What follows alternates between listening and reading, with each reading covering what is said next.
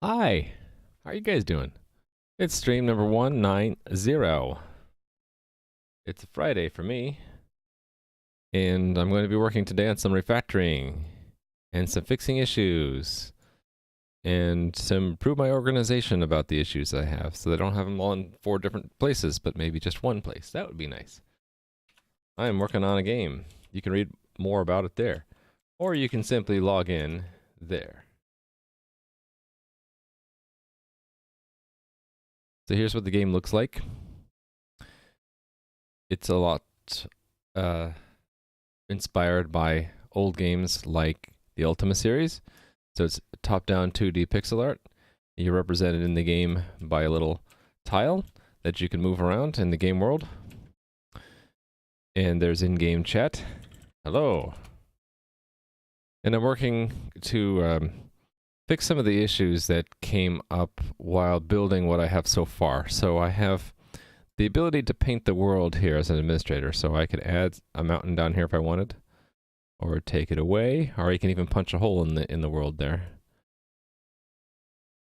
So there are some bugs that I observed while I was setting this up that weren't critical that I'd like to come back and address. One, for example, is when I hit add there, nothing pops up until I reload and go back to that panel, and there it is. Let's remove that one. Reload again to get back to where I was.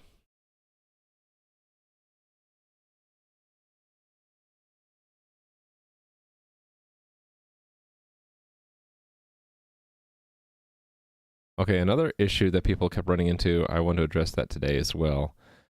If you, let me open this other window to demonstrate. And let me log in as a normal player. It really only happens for normal players, not the administrator view. So I have to log in here to show you. Log in. And sure, remember me, why not? And hey there, Nui, how's it going? So if you were to press the movement keys, like just spam them, eventually you get disconnected, like that. And it will oftentimes reconnect. Hey there, Mike. It'll oftentimes reconnect because there are actually 3 servers and you're only booted out of one at a time. But if you continue to spam the commands, what happens is all 3 servers kick you and then you can't get back into the game for a minute or two because of the, there's a temporary ban, IP address based, for sending too many commands too frequently. So I wanted to put something in the normal front-end client to sort of rate limit commands sent to the game, and you know, maybe just queue them up to be sent, or maybe just coalesce them or something, so we don't get kicked from the server. And then combine that with maybe relaxing the actual rate limit on the server side just a little bit, because the intent of this rate limit is to keep out automated clients from just overwhelming the server with requests. It's not meant to stop normal users spamming movement keys. I think maybe the easiest would be if you hit 2 movement keys too quickly in order, it could just cancel, the 2 movement keys could cancel each other out, and it could just take the last one you pressed. Something like that. Wouldn't you need a way to communicate this to the user that your actions are too frequent? I think right now the way that the rate limit is triggered is just hitting the movement keys too frequently. And the game already has a cooldown. You can see here, you can only move 4 times in a second anyway. So it doesn't make any sense to like just spam pressing and releasing one movement key, because you get the same effect. So what I could do is I could just start ignoring redundant movement commands, and that actually might solve a lot of the problems. Well, if you get booted, the booting shouldn't happen at all for normal users. That's the goal. The booting should only happen to malicious attackers, like denial of service bot writers. And I don't really. The way to communicate with them is to disconnect them and not let them back in. So my job is to not falsely identify an actual player to be a bot, right?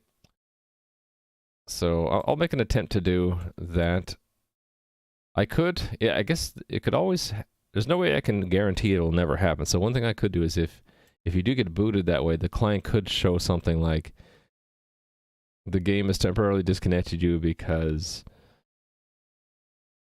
of some issue, and then try again in a minute. We could do something like that.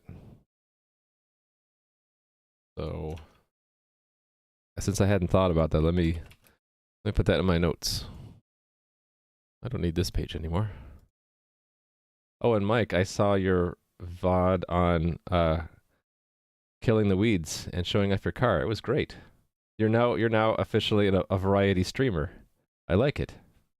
You guys should check out Mike's channel. He is now a variety streamer apparently, but he mostly works on Unity games. He's got a game called Thrusty Ship, which I have a command for, that he released earlier this year, and you should try it out. Bloody dandelions, exactly. Yeah, you had a lot. I could see that. Those ultimate error messages, aka this should never happen, but if it does, yeah. So right now, it just disconnects you and there is no message at all. Hey there, Malvex. Okay, so today I am mostly gonna, well, these three things are what I'm mostly gonna do. If I run out of things to do, then maybe I'll just move on to the next thing that needs to be added to the game. So refactoring of the game systems. Right now, the game systems are a mess. They are at least performant. I had posted in my Discord yesterday about how the last change I pushed out to expand the world like this caused the server load to exceed the baseline level in my Amazon EC2 instance, which meant that eventually it would run out of CPU credits and just start slowing down. And it was just, I had a horribly inefficient rendering system, so I went in and did a quick fix to that, and now we're way under the threshold again. But the code is a mess, so I want to clean that up. Also, every single game system is crammed into one file. I would like to split that up into multiple files, and then the corresponding unit tests to split them up. And the issues with the tileset panel, I want to work on that as well. That has to do with what I was showing earlier, that there are just user interface bugs here that only affect me because normal users can't edit the world like I can. The painting of tiles works. The problems come in play when I want to add a new tile set or change the access mask for any particular kind of tile. Those are newly added features that I haven't ironed out all the bugs in. And then the rate limit stuff. And then this plan for today is regarding that I have issues being tracked in 4 different places, which is not a good idea. I need to improve my organization, and I need to do it somehow. What better time than now, you know?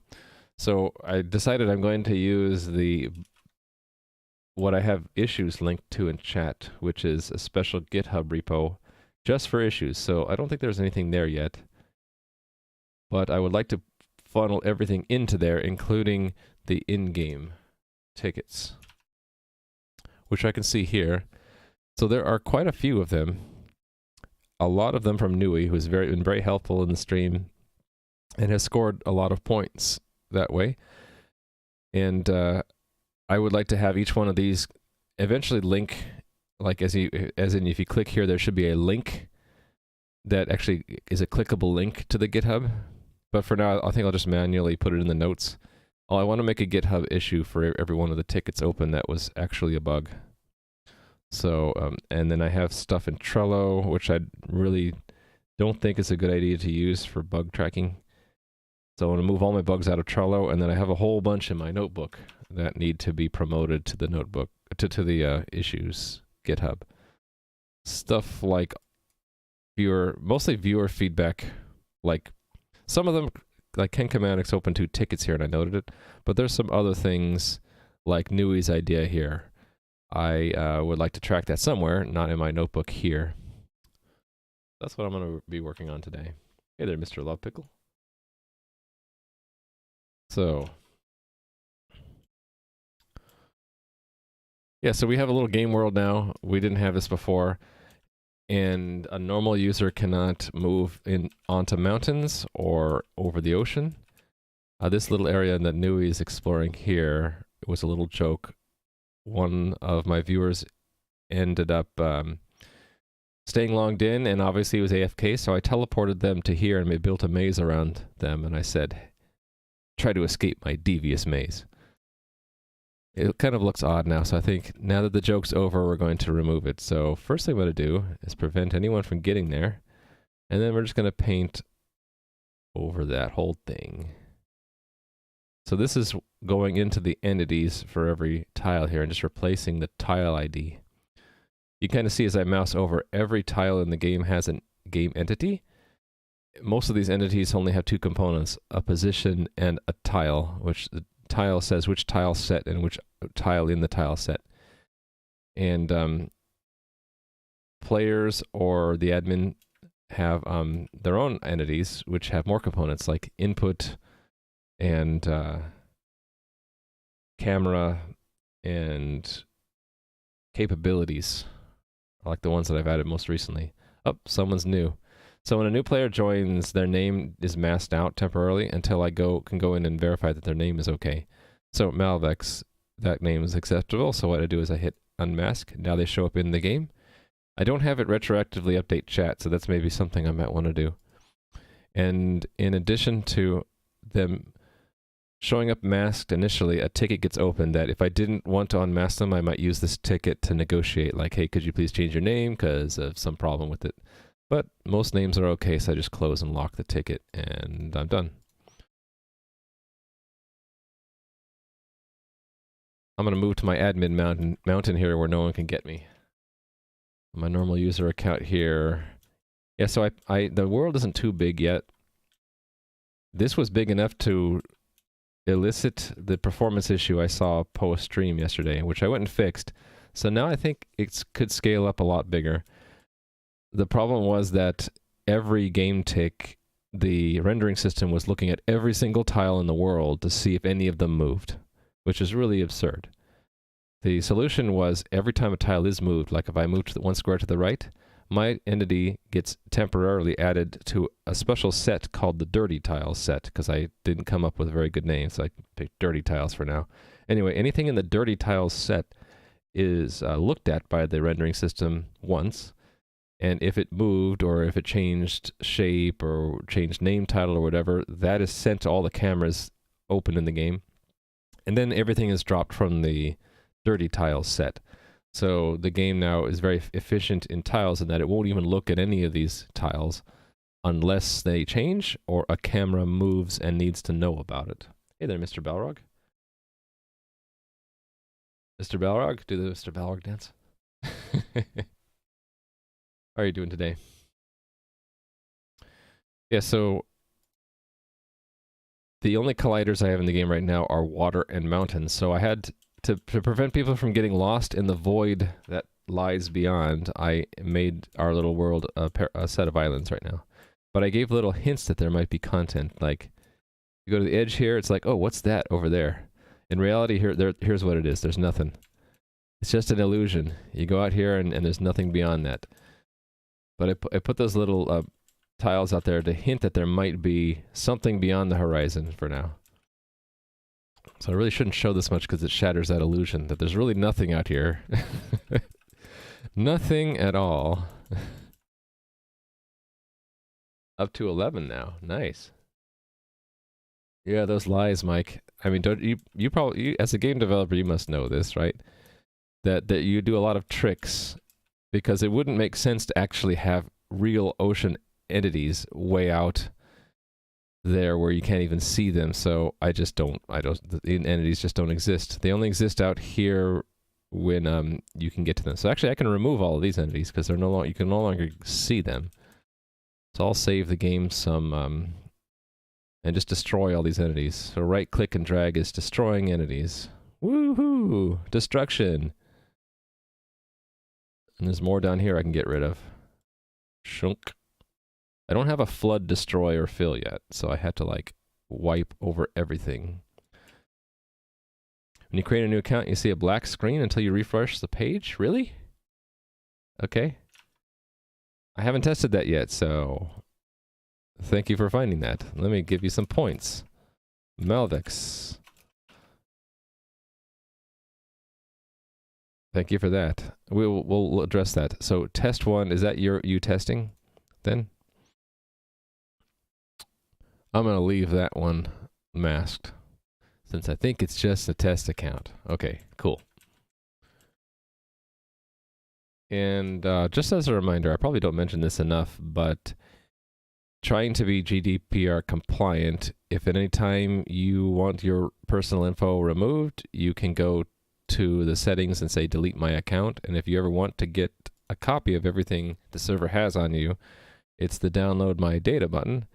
I'll show you what that does. It just gives you the raw JSON encoded version of everything, including where you are in the world, your entity ID, your email address, your ban history. Say I banned myself a bunch of times. It even has like any tickets you have opened are all in there. So if yeah, let's say you're done with testing, you could just remove this account. You could download the data first and then remove it, and then at any time, if you want me to restore it, I can do that by dragging that player data file onto the restore box. And we have 2 test players.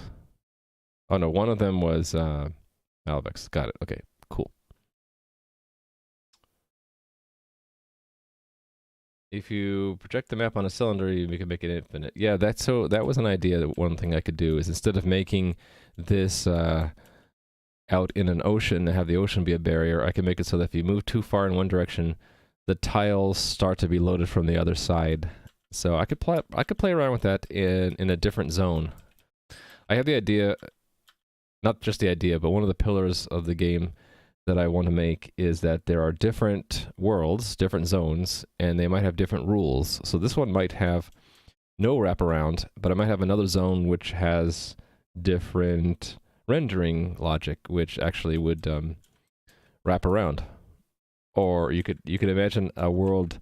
Another example would be a world that is like falling apart, where as you walk, the tiles just totally glitch out around you and you get randomly teleported. I think that would be kind of a fun thing. Thanks for the follow, Mtastic. Or Mtastic? Mtastic. Hope I'm saying that all right. Okay, so the first thing I want to do for real work here. And at any point, please feel free to stop me. And if I don't see your message in chat, you can tag me to make sure I see it. Yeah, so I'm open to any kind of ideas. The world here is very new. I'm not the most creative person, so in addition to writing down when people find bugs, I like to write down when people have cool ideas, and I'm assigning points on my notebook.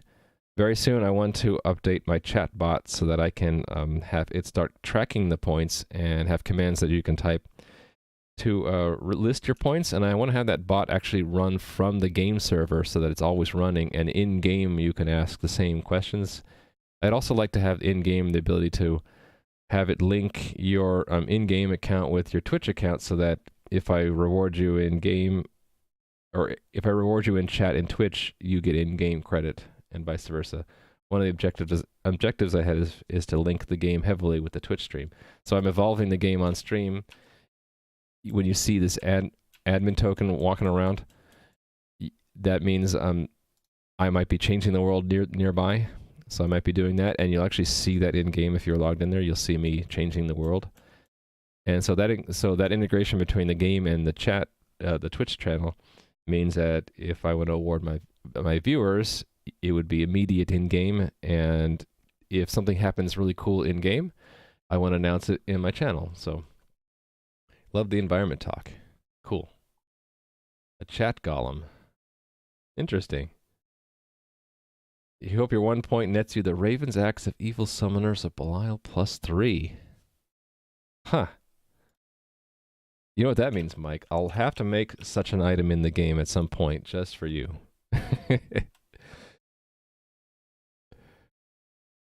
Because why not? This is all worlds, right? The name of the game, Omniarenia, is Latin for all realms, so why can't I have a world where I have lots and lots of Easter eggs like that, and references that no one else understands unless they were to go to this exact point in this exact VOD and find Mike saying that.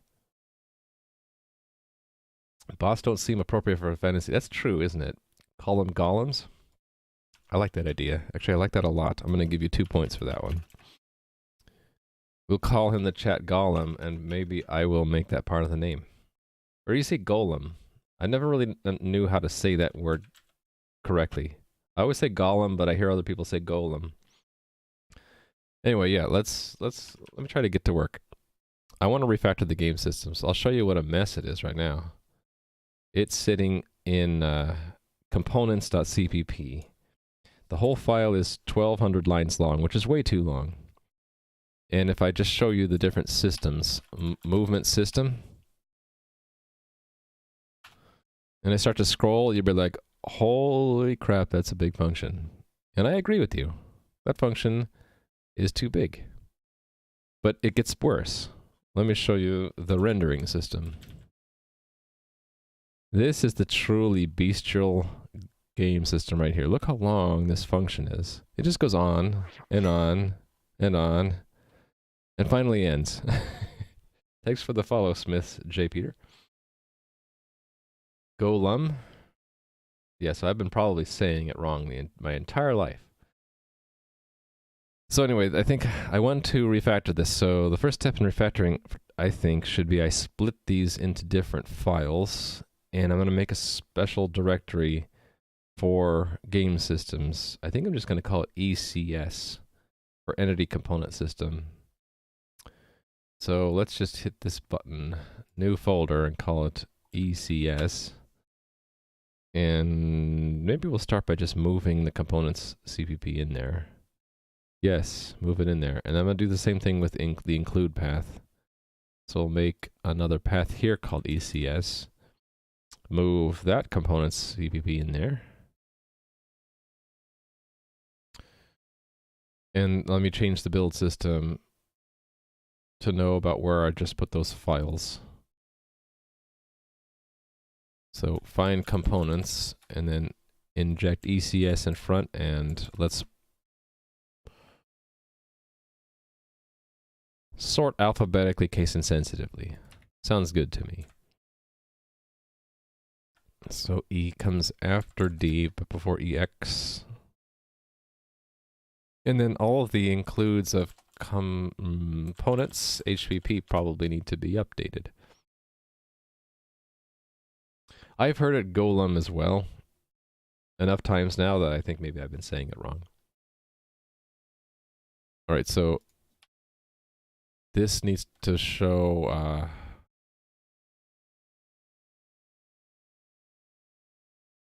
hold on, why?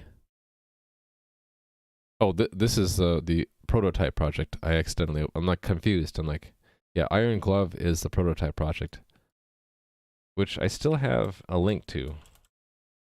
It's no longer that useful because the real game is almost caught up to the prototype game. But if you want to see my original prototype for the game concept, you can go there. Hey there, Shake Soda. How are you doing?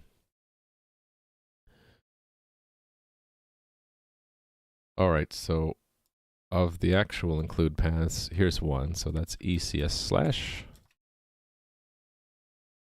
Put it in rough alphabetical order.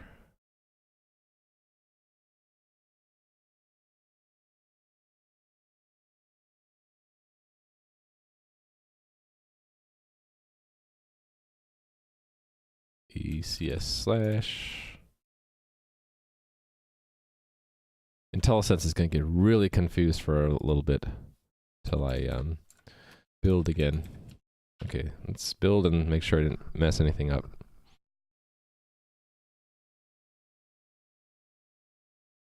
I think I missed something.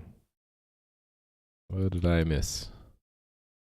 Oh, right. So this got moved down one level, so I need to go up one level to get that header.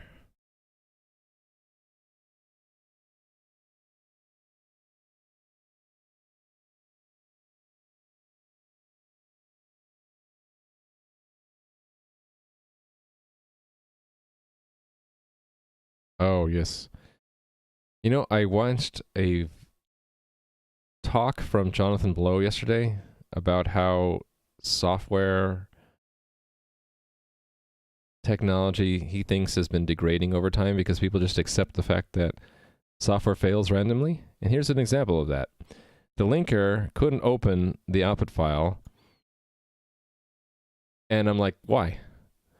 So I just tell it to build again, and it will be able to open it this time. Why couldn't it open it before? I actually suspect it's due to this Test Explorer plugin, because this randomly scans through looking for executables, and then when it finds it, it actually runs them to check to see what unit tests you have. So it could be that while it was linking the first time, this plugin was meddling with that exe, and so the linker couldn't overwrite it. So it's really a bug. This Test Explorer UI should have a way through an API to VS Code to ask, hey, either don't touch that file because I'm scrounging through it, or an alert to VS Code saying, hey, I would like to scrounge through this file. Please hold the linker off for a moment. One way or the other, it's a bug, right? Windows file locking is a curse. I suppose. I mean, the good thing it solves is confusion. If this were to be running the program while it gets written to, it'd probably crash and you get like strange unit test failures or something. Plus pros and cons, right? But fundamentally, the tools should do what the user expects and not just say, there's an error, I couldn't open it. That shouldn't be acceptable. Linux and Unix in general is different, right? When you have a file open, you're actually not going through the directory pointer by the path name anymore. You actually have the node in the file system open, and so another process could go and delete the file and then make a new one with the same name, and it wouldn't affect the first process at all. I wish Windows would do that. Yeah, I don't know how many people know this, but file systems are not just entities in a database like a file is an entity. There actually are pointers. There are file tables. The name and path of a file is really an entry in a directory object. And what it points to is like a hidden internal object in the file system. Like I think on Linux it's called an inode. Think of it as just an object somewhere. And let's say you had that open. Theoretically, you could go move the file around, rename it. It shouldn't have any effect. You could even delete the file, which would just break that original pointer, but if something still had the object open, it would maybe not be destroyed yet until the final reference is released.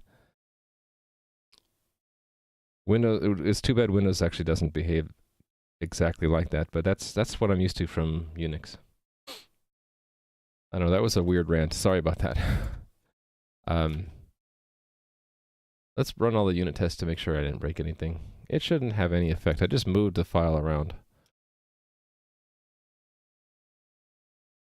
That takes a minute, so I'll just in the background, I'll start doing other things here. That I don't care about. LibreSSL has an issue with their CMake lists. I think I wanted to take the components tests and just like I did with coordinator, I want to put that. Do I want to put that in its own tests?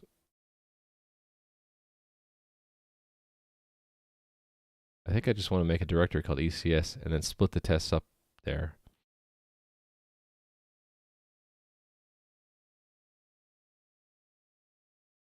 Yeah, so ECS here.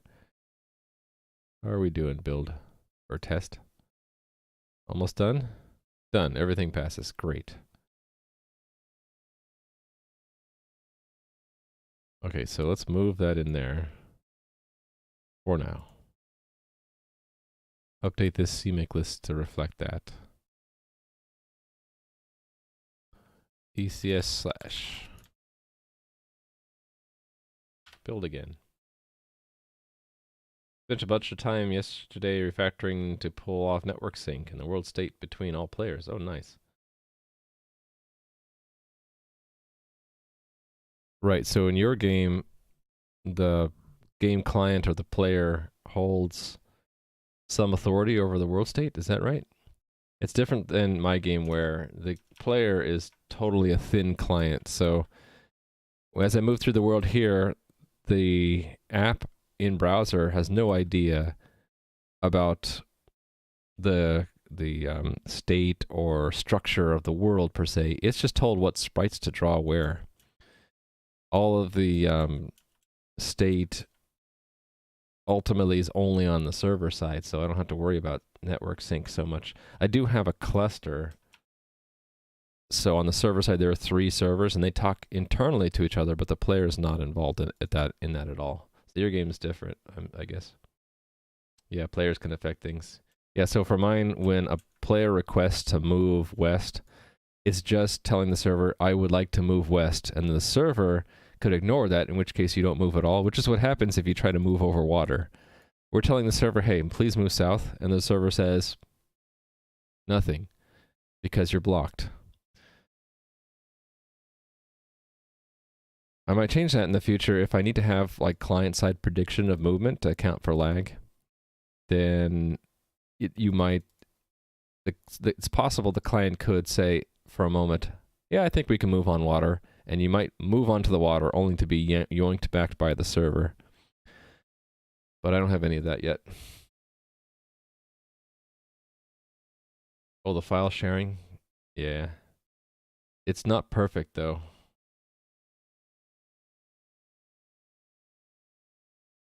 I kind of agree with Shake Soda that the Windows file APIs are a bit obnoxious.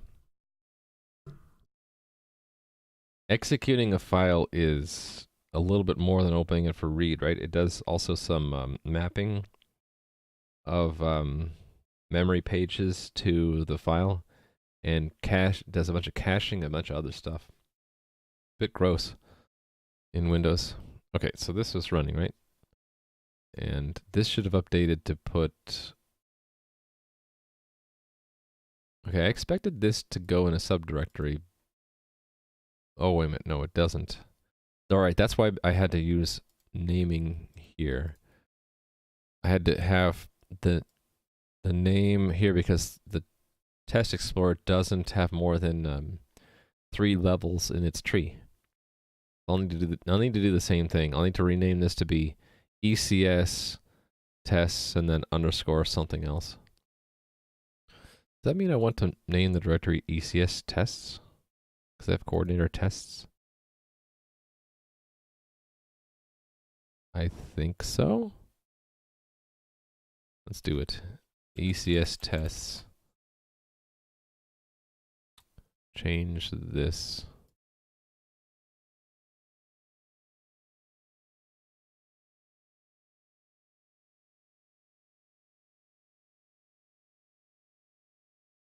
The game also works offline. Yeah, so that makes sense.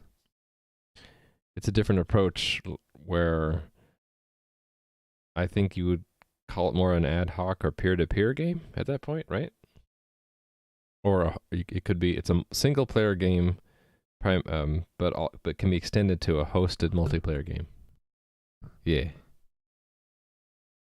have a lot of different problems and different concerns than the type of game I'm doing, I'm sure.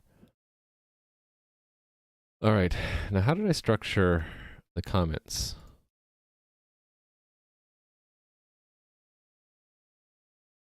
That have to do with...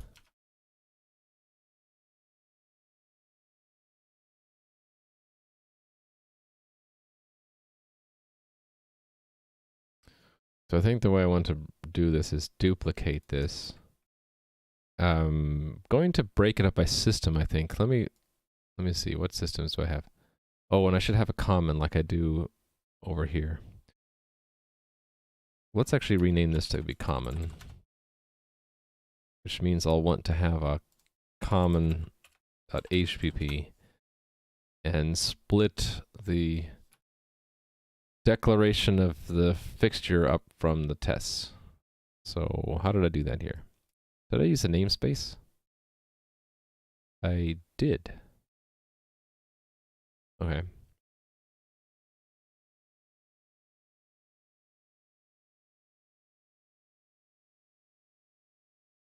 So let me take the content from here and paste it. Just this needs to be updated.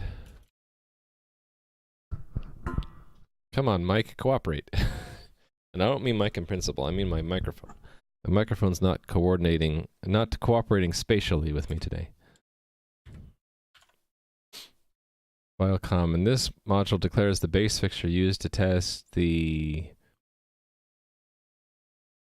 Right now it's called components, but I do want to rename that because the name is lame.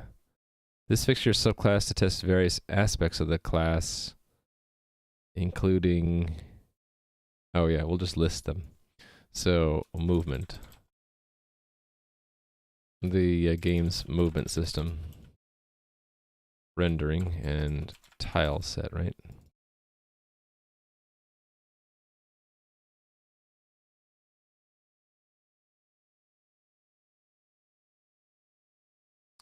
And I should probably have a module just dedicated to the components and entities. Maybe I'll call that one components. The game's entities and their components. I think that's how I want to split it up in the beginning here. Alright, so in here, we're going to call this common. And right, I'm also listing header files along with in sources. Okay, fine. We'll just keep the trend going. So there's an HPP. Let me just run this. So some of those red squigglies can go away. There we go. And let's clear this out at first. I know I'm going to need the G-test, and that's about it, right? At least for now. And then this is ECS tests. And our mocks will go there. If I have any. Okay. This is the base class for the concrete ECS text fixtures. Say that 3 times fast. Providing common setup and teardown for each test. So I can clear these out now.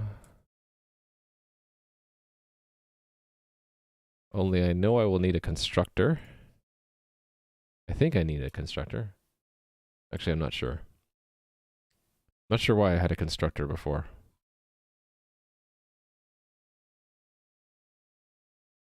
And I'm going to want to override setup and teardown. I don't know if I need that. Maybe I'll comment it out for starters. Okay. Common CVP. This, okay, how did I phrase it in here?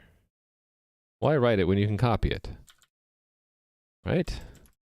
Provides the implementation of the base fixture used to test the or I can just copy it from here. All right.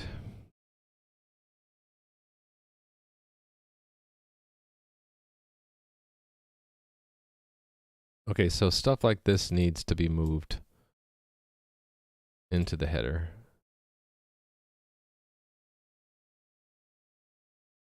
This can be declared here, and this can be also only declared there. You need to get the correct types included here. So JSON value, string,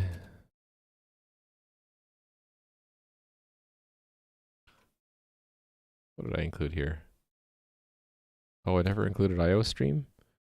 I forget which header file defines OStream. DevDocs to the rescue, OStream.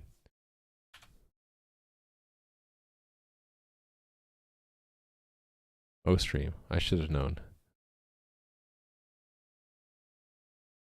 I wasn't sure if it was IOStream or OStream or what.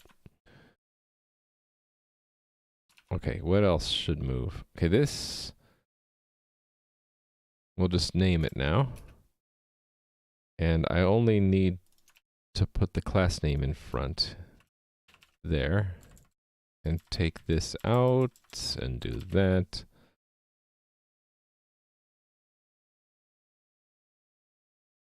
I wonder why that didn't work. Oh, because I need to include a header. There we go. All right.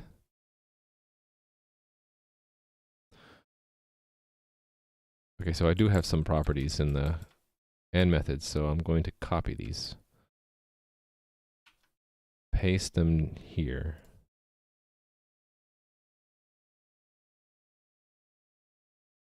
Okay, obviously I need that. So that is this one. I need vector.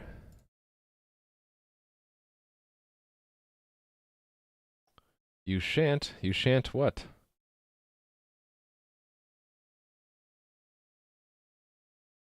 Was that replying to Shake Soda?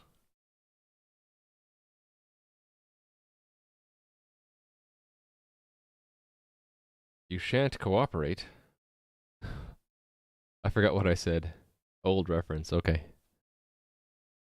So this is declaring this only. Oh yeah, this mic, not that mic. I don't think I need a constructor. Let's see if I can get away with not having one. All right. So this all falls away. And we just have a common here. And here, and here. Remove the virtuals. Oh, I just noticed something. These didn't have override in them. Well, good thing we're fixing that. Okay, and then these all get indented because they're in the namespace. And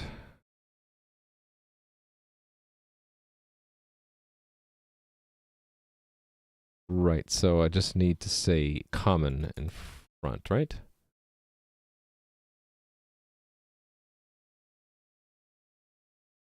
Oh, why did I do that?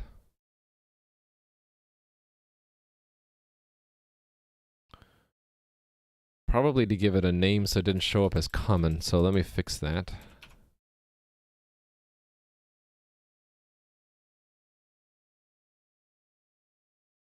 Right, so there is a common setup and teardown, and then there's, whoops,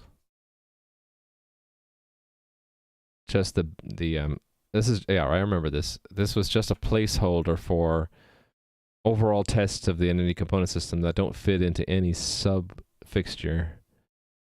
So it's basically empty. And then we just use that mostly for its name to make these all happy. Okay, that's everywhere. So let me replace it everywhere. There we go. Hopefully I did that right and this will build now. Let's try it.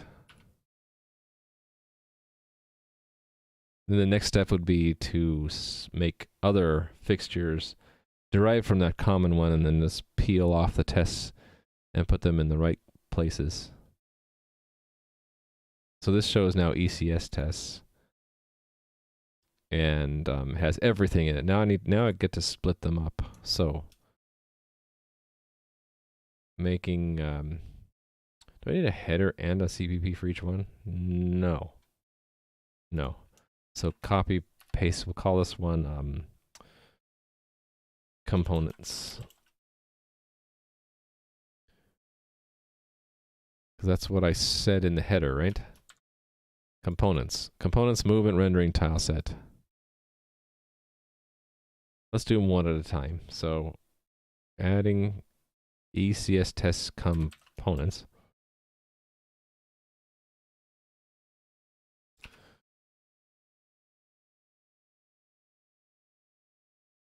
Let me steal from here.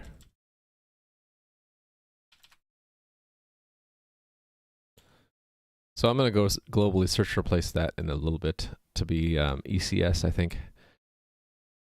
To have to do with the management and access. With management and access, management of and access to the game's entities and their components.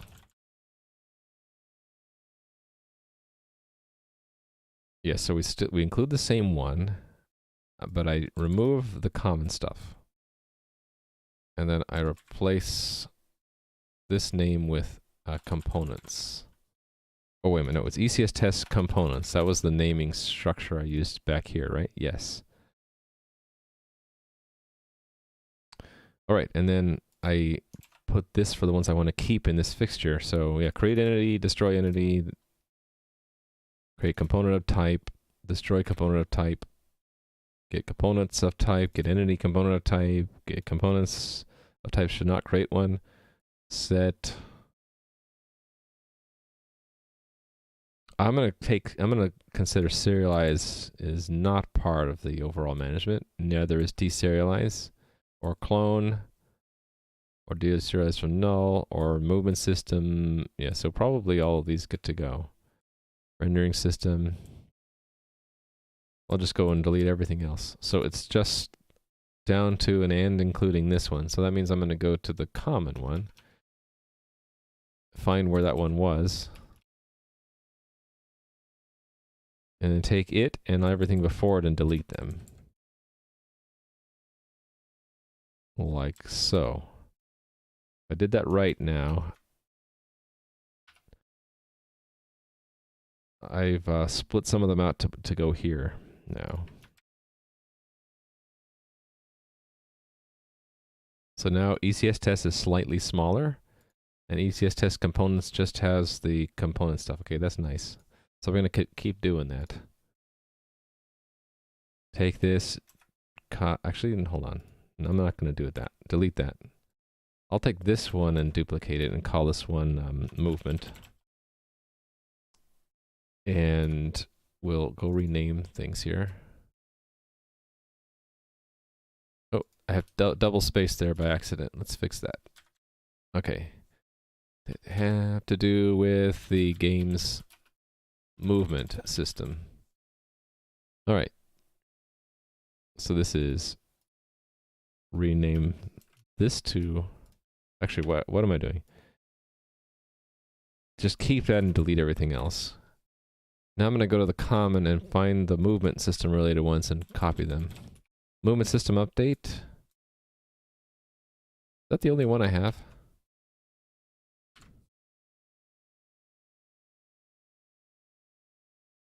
And I can abbreviate this one to update now. And then remove, did I remove it from here? I did. Okay, cool. Oh, I didn't add it to the build system though. So this movement.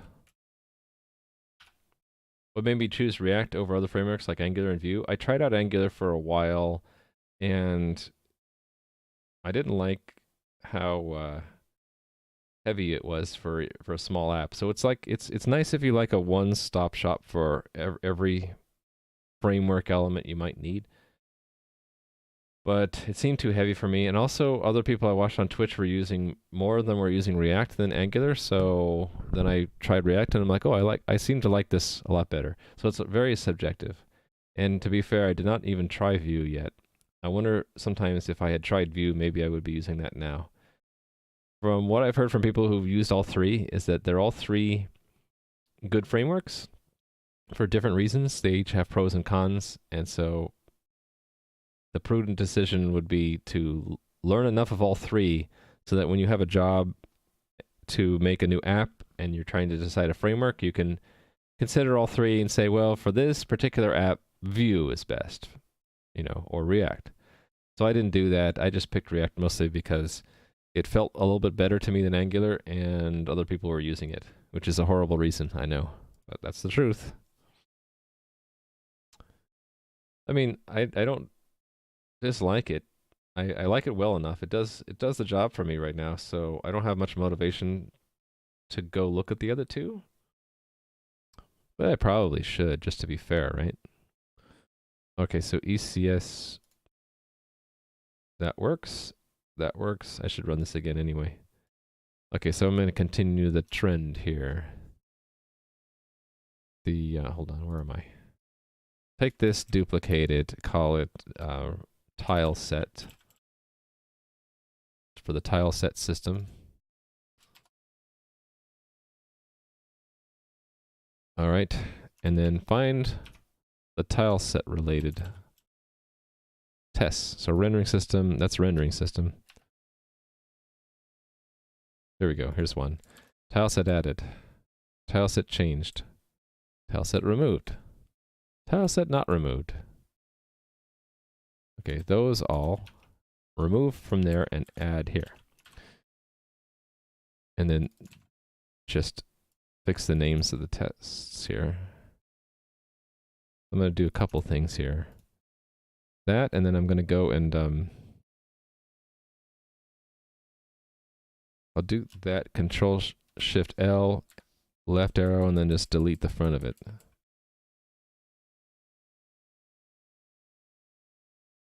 Do I want to leave that in, or yeah, that's the name of the system, that's the name of the object. So even though it looks a little redundant, it's actually what I want. All right.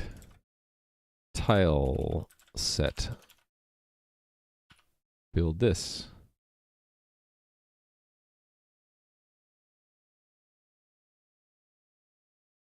Magically add a tile set one. And this should be getting, this base one should be getting smaller and smaller. Right, okay. And then rendering system, right? Rendering.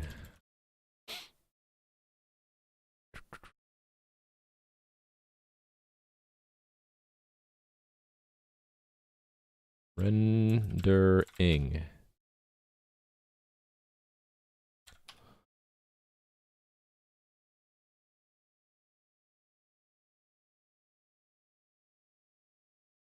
Okay, comment. What has to do with rendering? Let's see. Serialize. Actually, I can just collapse everything, open one level, and see it a lot easier here. Okay, here we go. Rendering system. All of these are rendering system related. Position index. Let me think about that one in a minute. Let me get the ones that are clearly part of the rendering system over into the rendering system's fixture here. Let's take this, Control Shift L, right arrow, and type rendering. And then what I'll do is I'll do that again, Control Shift L, right arrow, and then backspace a bit. So what I did there is not just that test, but I changed, you can see the multi-cursor, I changed them on all.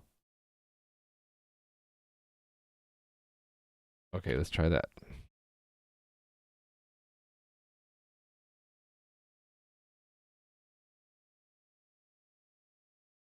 Cool. Everything still works, right? And then this is much smaller. Okay. That is part of the rendering of the movement system, the walking on water or not. So that gets, these need to move them to the movement system.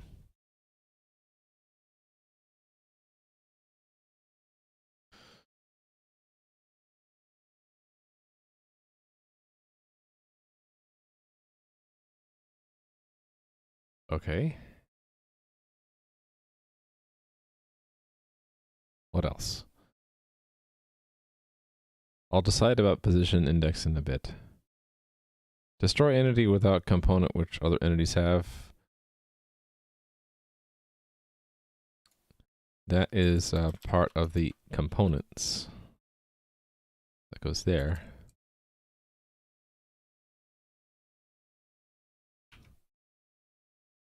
Temporary entity, all that stuff is components again. So that, remove it from there, plop it there. Fix the names.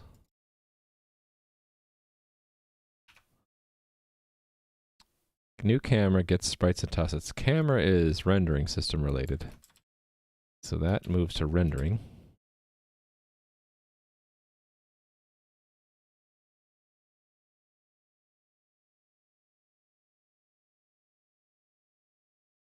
Client gets ECS broadcast when camera exists. I think this is a rendering system too, but I want to look at it.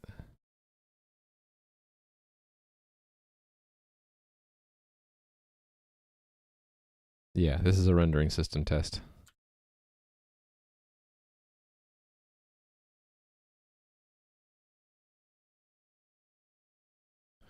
All right, anything else? Yeah, let me think about this position index. I believe it should remain in common because it's an optimization that affects the entire system, ECS system. And there are special methods for it, add, remove, and all that.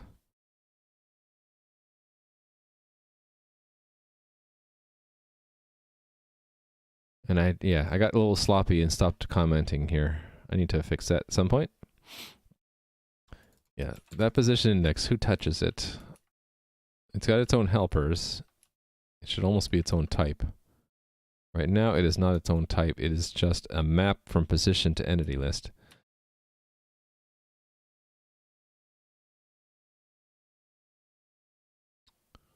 How come I'm not seeing it now?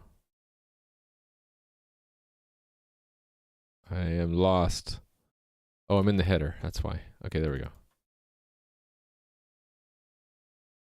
Destroy entity affects it. Movement system uses it.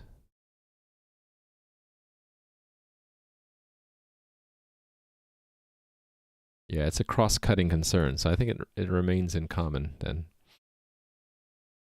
Or maybe it should have its own test module called position index. Yeah, might as well, right? So that means I'll add it to the list here. The game's well, let me think about what is the position index.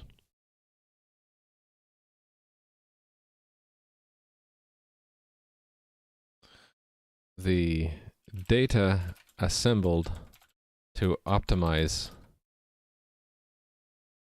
the game's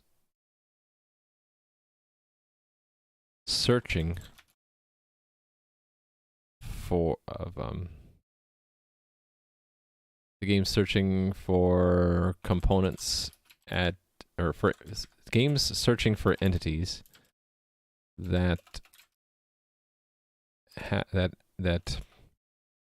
have position components. Really, because there are a lot of them, and that's what this index is designed for. It's assembled to optimize the game searching for them. Yeah, that's what I'm gonna call it. All right. So new copy paste. This is position index. Include it in the make file.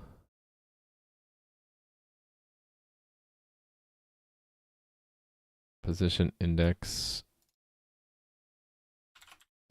that have to do with the position index data, again, from the header, assemble, blah, blah, blah.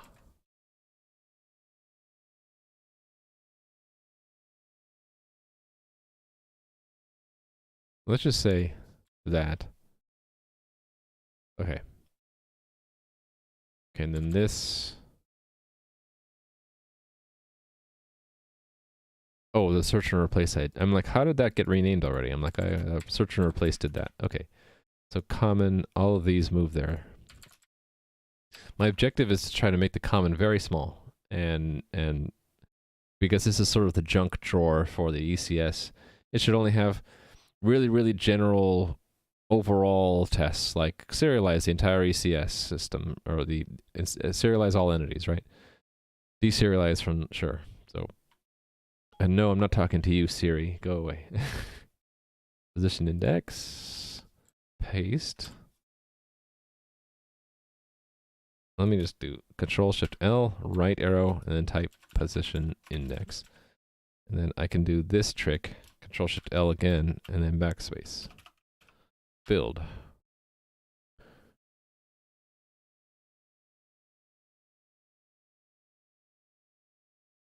How are we doing in game right now? Oh, testing, I see. Yeah.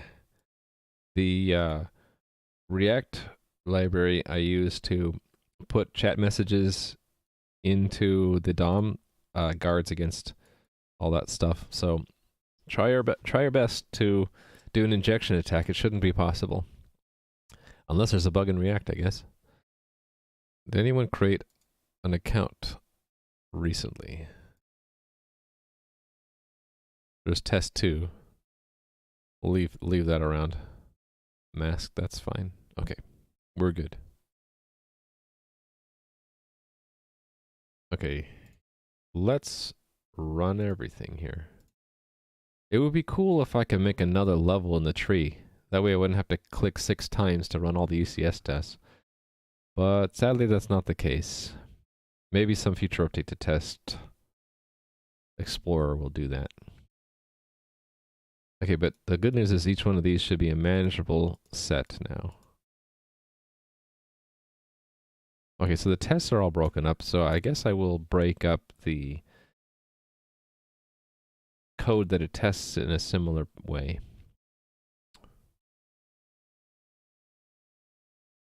Although position index is something that is in the, hold on.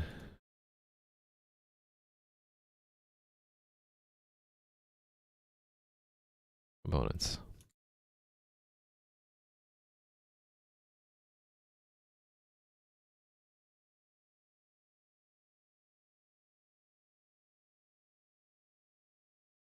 It's not its own class right now. I could make it its own class. But it's accessed directly in a lot of places.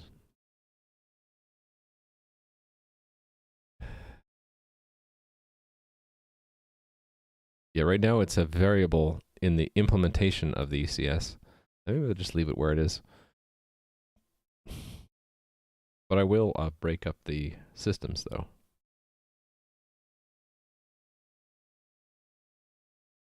Actually, I can have... What I can do is I can move this to a header. I think I did this for the coordinator too. In the implementation, right? Coordinator, yeah, coordinator has an impl.hpp. But I had to do some kind of trick to break this into subsystems, didn't I? Like forward declaring everything. I don't mind forward declaring stuff, so. Yeah, so we'll make a copy, paste, and call it components.hpp. Actually, maybe it's time to rename it to be ECS. ECS.hpp.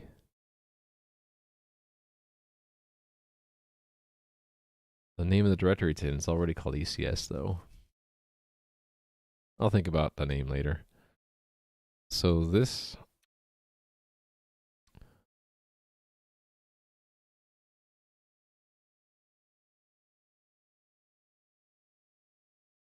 I guess that's what it does.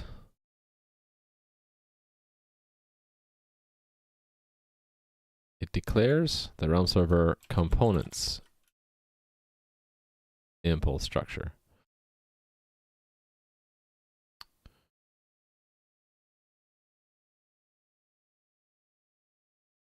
The anonymous namespace goes. That stays.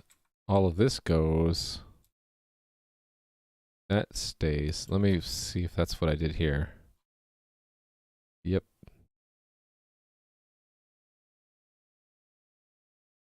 Just declare things and don't have bodies to them. So that goes to that. There.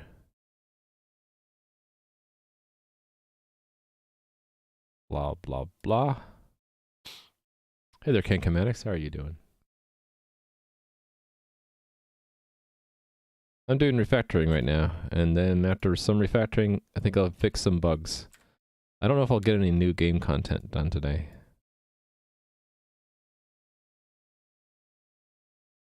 Do I want that? I need to declare it. Yes, so I would do this, right? I think so? Like that?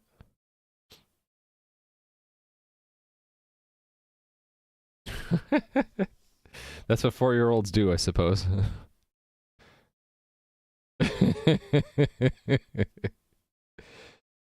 And then you'll learn when they get to be about 11 or 12, they'll think it's the funniest thing. You get a bunch of 12-year-olds together in a room, and inevitably they start to go into the fart jokes.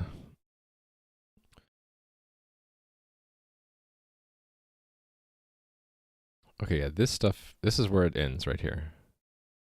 It ends here.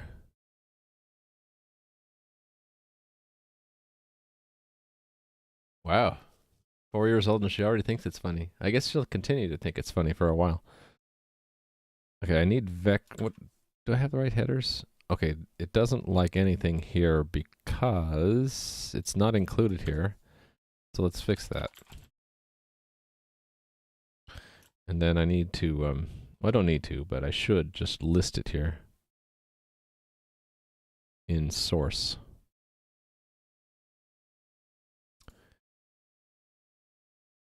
Actually, this file might be different. Oh yeah, it is different. I list sources under headers. That would go here. Yeah, Mike, all kids are like that until they get to be about 15 or 16, and then they start to think, why did I ever find that funny?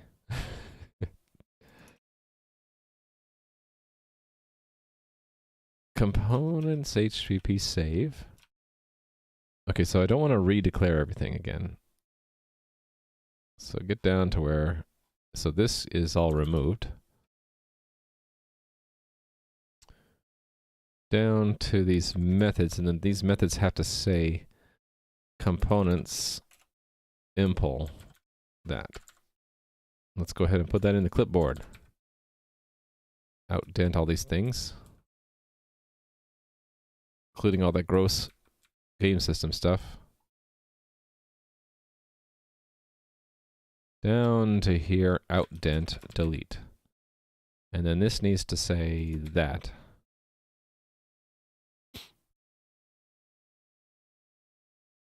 Then remove that.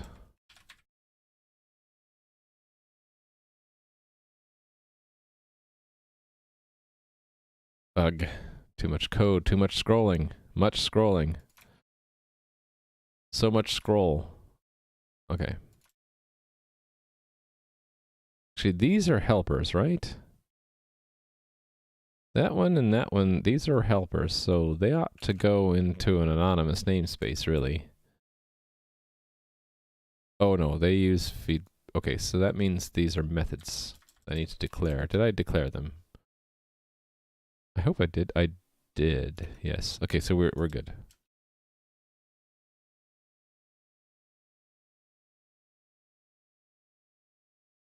All right. I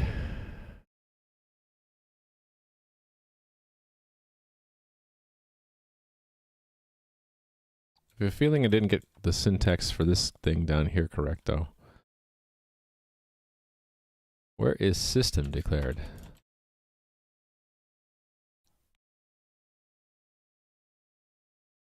Oh, it's there. Oh, okay. So this is components impl system.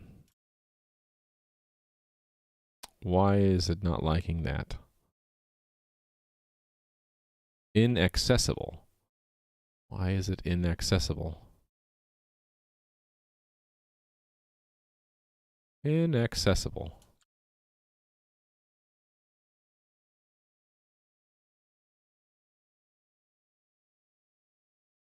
Oh, did I not put this in the right namespace? I did not. No, it is in the correct namespace. Weird. Let's just build it and see what's going on.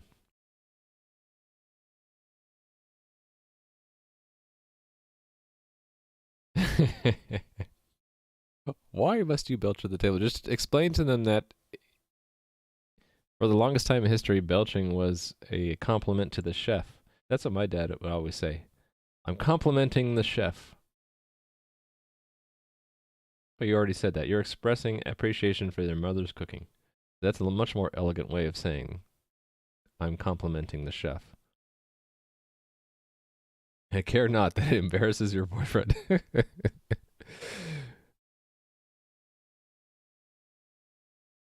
Okay, yeah, we can't redeclare defaults. Okay, this I got wrong somehow. Redeclaration of member is not allowed. Cannot access private struct.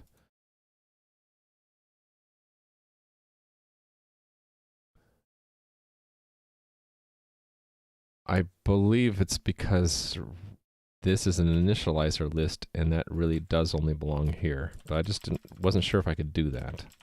I guess I can, so that means I don't need this. And let's try again.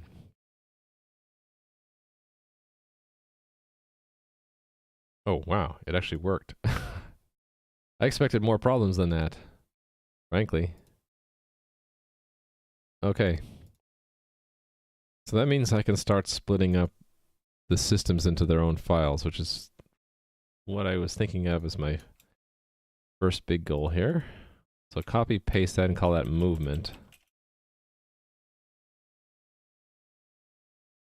Movement. This module contains implementation of the parts of the Realm Server Components class that have to do with the movement system. All right, and so I'm removing everything, right? Actually, yeah, I'll just start by removing everything but the movement system, wherever it may be. Actually, let's just search for movement system, and then delete everything above it, all the way to the namespace declaration, and then I'm removing the synonymous namespace too. And so it's just that function without anything else. And then I'm going to just remove it from here. See where it came from. Add it to the build system and see if I broke anything. Probably did. Soon find out.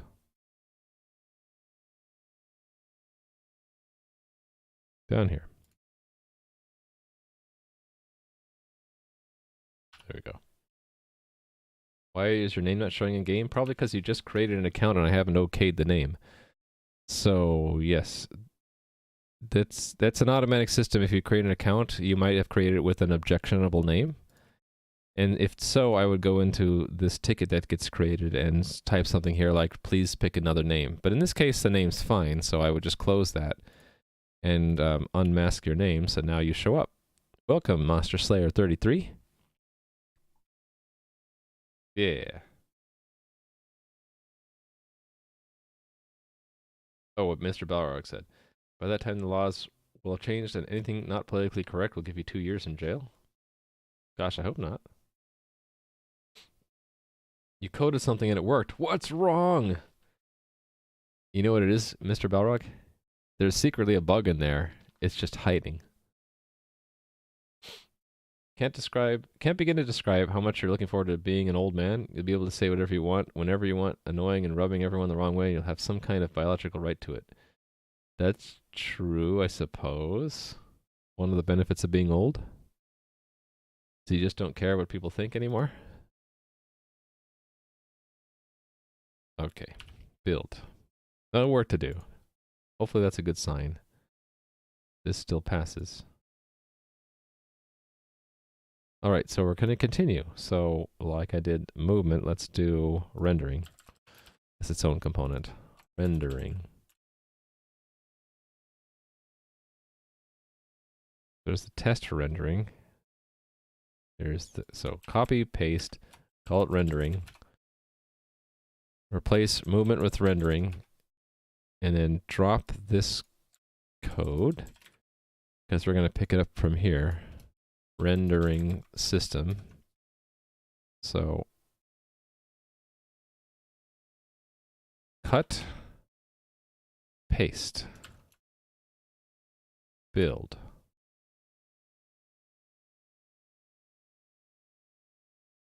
Yeah, that. So it's using constants that are declared. Let's see who uses these constants. It's just in the rendering system? No, it's used elsewhere. It's also used, so these are common constants, so I should take their declaration and move them out of the anonymous namespace and make them in the header for component symbol. So let's put them here. I guess they're technically properties, but they're constant properties. And you can't use constexpr for that. So I believe the way to do this is just say static const.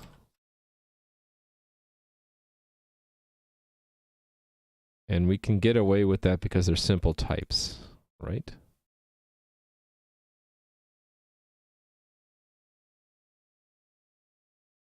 Okay, let's see if that works. Okay, yeah, that worked so far. So there are there's a helper called make encoded sprite. Right, so only the rendering system needs it. So I get to take this out from here and put it into the rendering system as an anonymous thing. So anonymous namespace has make encoded sprite. All right, try again. Hey there, Monster Slayer 331. Never said hi, didn't I?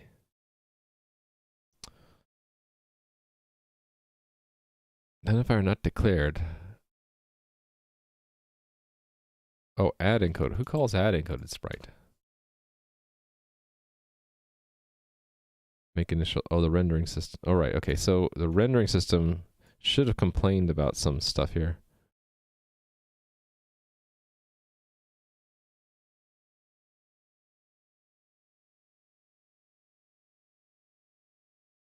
Yeah, why didn't it complain about that? Oh.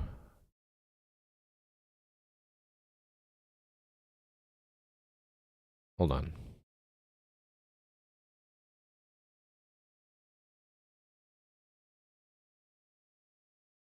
It's actually needed by something else, so I can't make it anonymous. Okay, I got it. It can't be anonymous, it has to be a method. But it can be a static method. So let's move it to make it a static method here. Let's put it, I don't know, right here.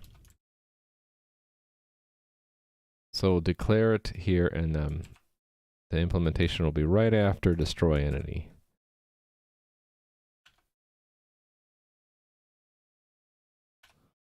Right here. What am I refactoring? It is the entity component system of my game. So here's what the game looks like right now. Everything you see in the world is an entity with one or more components, and I have about three or four game systems right now. They were all in one huge file called components CPP, so I've been in the process of breaking them out into a file just for the movement system, one just for the rendering system, that kind of thing. So that's what I'm refactoring now. If you want to play the game, there's not much to play yet because it's a very new game, but the link is there. And you can read more about it here. Oh, thanks for the follow, AC Patrice. It's going to be like you kind of can deduce a top-down 2D tile-based multiplayer game. And there's not much you can do in the game now other than move around in the world. Just the fact that we can scroll the camera like this and that the world actually has a background is actually also very new. The same thing with the chat. Very, very, very new game. This didn't exist a couple weeks ago. So that's what I've been building towards on my stream, and as we go, there'll be more and more things you can do in the game, but right now, you can only create an account and walk around in this test world, which is pretty much static. And, I mean, there wasn't even a collision system until yesterday. You could walk on water. Now you can't. I can move anywhere I want because technically this entity is not tied to any player. It's just representing the camera for the admin. What's that clip? Yeah, the clip's not going to work in the game. I'd have to look at the clip on my own browser here. What clip are we seeing? Oh, that's the Mr. Balrog dance. Flip switch. You got flip switch to do it. That's cool. Here, I'll do you a favor and put it in chat. Rumsey. CNGL? Okay. So I'm just okaying names that were just created. Back. Close, lock, back. Cool. Oh, here's another bug. See how if I select Omnom and then I select CNGL, it actually highlights 3 rows instead of just that. That's a bug in this user interface panel. So that's something I want to get to after I'm done refactoring here. Okay, so that needs to be a member of the class. And then when we declare it, I can make it a static because it doesn't need access to the instance at all. It's just a helper. And I need to make a document for it. Make encoded sprite is undeclared. Yeah, it's declared. I declared it right there. Oh.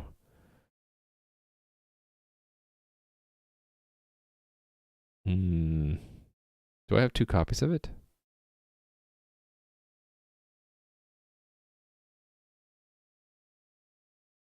What's it trying to tell me here? Already has a body. No, it doesn't.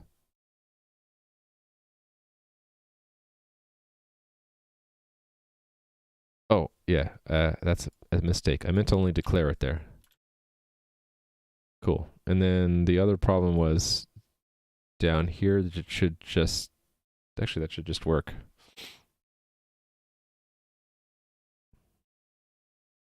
Cool, all right. So rendering system is in its place. And then I have the tileset system. So let's do copy paste of that, call it tileset. Rename this to the tileset system. Delete what was there, and then go to components, look for tileset system, cut, go over to the other file, paste. So really just breaking out the pieces of the ECS into their own file so it's easier to manage. And it, oh right, I have to declare it. Oh no, I did declare it. Thanks for the follow, OtterPro. So I need to add it to the build system. When you get a unresolved symbol, it's usually you forgot to add it to your build system. Tileset, there we go. I use CMake, which is really awesome and easy to integrate into VS Code. By the way, if you want to see how I did that, integrating the CMake and the unit test framework I wrote, that video is for you. It's like a half an hour long. I show you how I set this stuff up. Kind of an old video. I don't even think, do I have, looks like I do have my picture in it, so it must have been after I made the webcam. Yeah, recorded late December. Yeah. Such a new streamer back then, you know? All right, let's run all the tests. This will take a minute. While it's running, let me see if there's anything else I want to break out into its own file. We're down to 700 lines, which is pretty good. Oh, I think I wanted to take the position index stuff out, didn't I?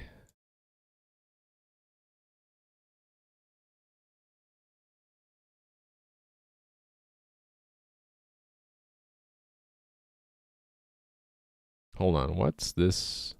Does this need to be here? Yeah, it's only used, so I can move this to the rendering system. It doesn't need to be here. Right? Oh, well, it does use the feedback, though. Oh, wait, no, that's the local thing. What's it that, what does it actually use? Uses add encoded sprite.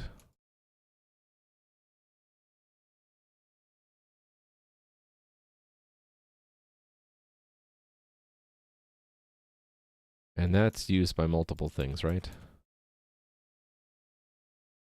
No. Make initial sprites feedback.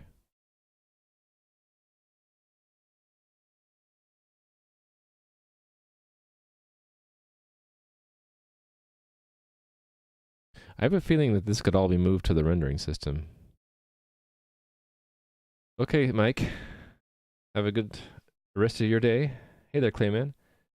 So if you haven't seen Mike's channel, check it out sometime. He's working on Unity games. And hey there, Clayman, how are you doing? Oh, and I should say Mike in Principle is now a variety streamer. He's had his first official non-game dev stream where he he didn't cut the dandelions, he treated them to kill them. And he showed off his car, so that was interesting. Dandelions, yes. So yeah, you've now been promoted, Mike. You're now a variety streamer. See ya. Okay, I think all this stuff can be moved into the rendering system. I'm gonna try to do that.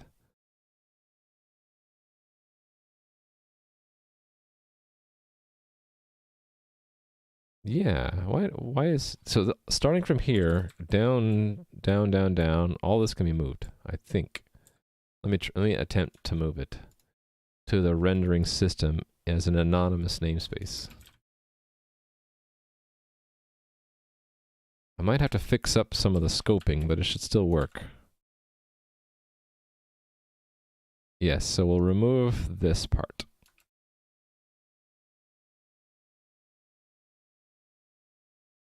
Now, what needs to be fixed up? Okay, we need to give it access to the position index for this to work. But I can do that. How's the development? Pretty good. So I'm choosing to have today be a refactoring and random issue fix day rather than making new content, because I got to a good content milestone, which is that you can move around in a larger world now, and the world does not allow you to walk on water or mountains unless you are me. And it's relatively stable, and I got it to remain under the maximum performance threshold for Amazon EC2 T2 micro instance. So I'm like, I'll spend today doing some refactoring and code cleanup. Yeah, they're in-game tiles. There's in-game chat. You can, as you move, the camera follows you. I mean, one issue is you can see the jumpiness. That's one issue I could work on today. That's more content related than game system related. Yeah, if I keep putting more and more game content in without going back and refactoring and fixing issues, then it gets more and more unstable. I'd rather just, add new features, have the stability to catch up, then add more features, then make those new features stable, ratchet it up one step at a time. Components should be realm server components.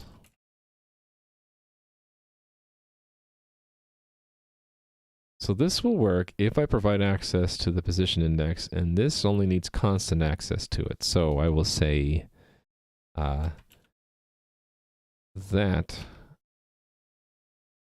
is declared here.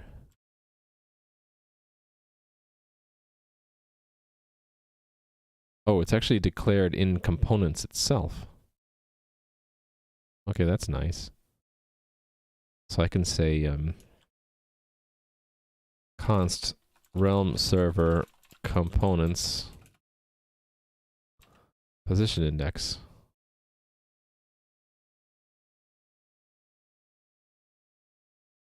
And that'll fix those errors, right? Oh, you can't index like that. Well, I could change the code so that it doesn't, which is probably a good thing. I probably should have been doing that to begin with. So it would be const auto position index entry equals position index find xy. And then if actually we can't find it, we're going to just return, right? If it equals the end iterator of that index, return. Otherwise, we're just going to use this second. Now it will compile. Okay, what's next? Okay, that's just naming the scope right there. All right, I think I can reference those because they're public.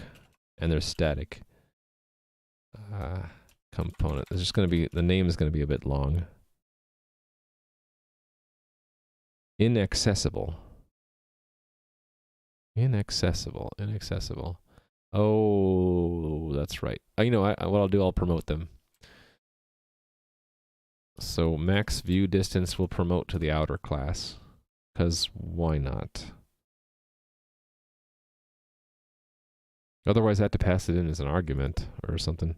Yeah, let's move it out to the outer class here. It has types.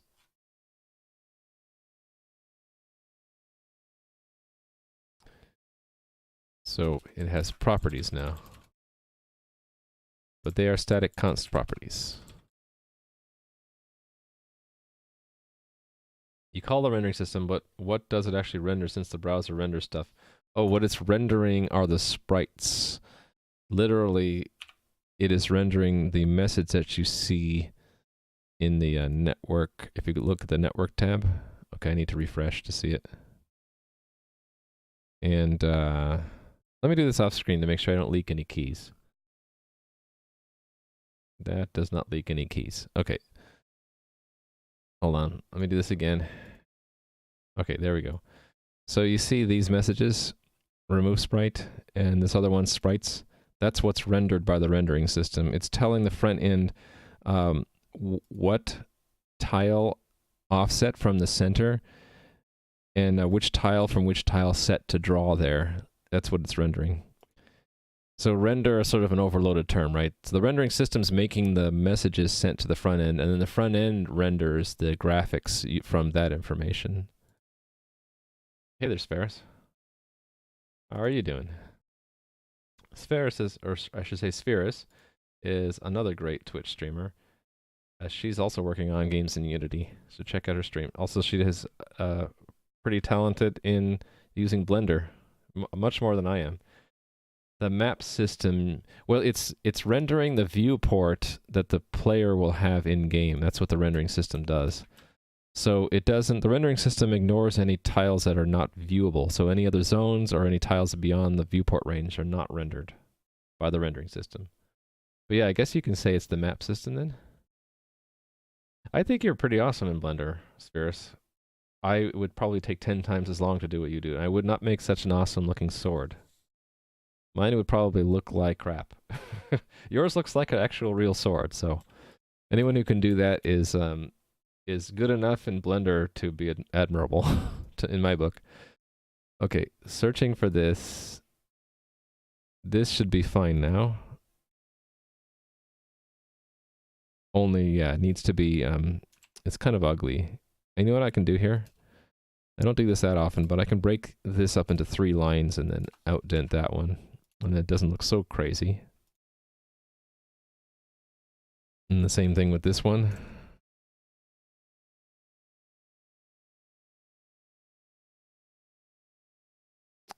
This looks like IntelliSense needs to just catch up. I think. Okay, let's just keep going. This is wrong. I only want that much of the namespace. This is a different story. That needs all of it. Oh, more of these loops. Wonderful. Oh well. Gotta do it sometime. Better do it now.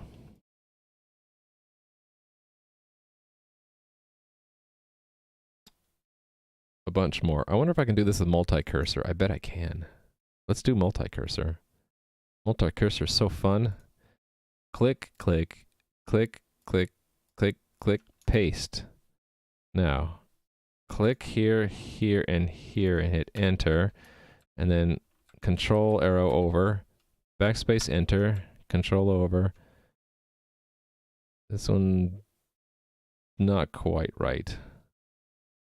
Let me fix the camera, the cursors here. Enter. That worked out pretty well. Oh, wait, I missed this one. Click, I missed the inner ones. Enter. Control arrow over, backspace enter, control arrow over. Same thing here, it's not quite right.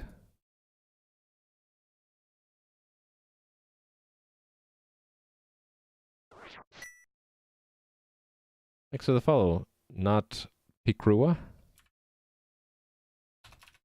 Multi-cursor stuff just looks cool when you do it. Crooked Finger Guy. Interesting name, but thank you for the follow. I feel like I'm missing something with all of these. Are all highlighting the same problem? Oh, that's right, because they need the position index, don't they? Which I need to then flow up through that, yeah. Okay, that's what's missing. All of these need a position index fed in. Okay, so if that needs position index there, then we need it here because we call the other one. And here. Okay, I missed one. Aha. Let's wrap that because it looks bad being so long.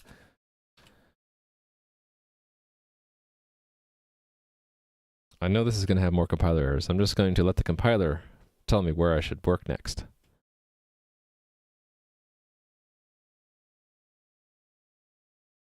Actually, I think it's going to... Yeah, okay. I forgot to remove the declarations of where the functions I took them from, which were here. Shoot. Now it's going to have compiler errors. Because I need to include position index in all the places. That's right, right? Yes, so that has access to the position index. And so now we should be good.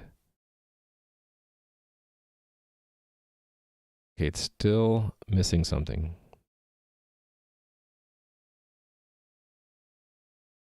Make encoded sprite.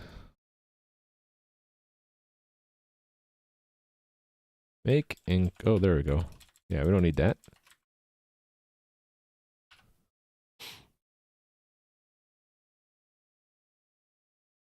Cool. All right. Let's run all the tests to make sure I didn't break anything. Actually, I'm not going to run all the tests. I'm just going to run the ones in the entity component system.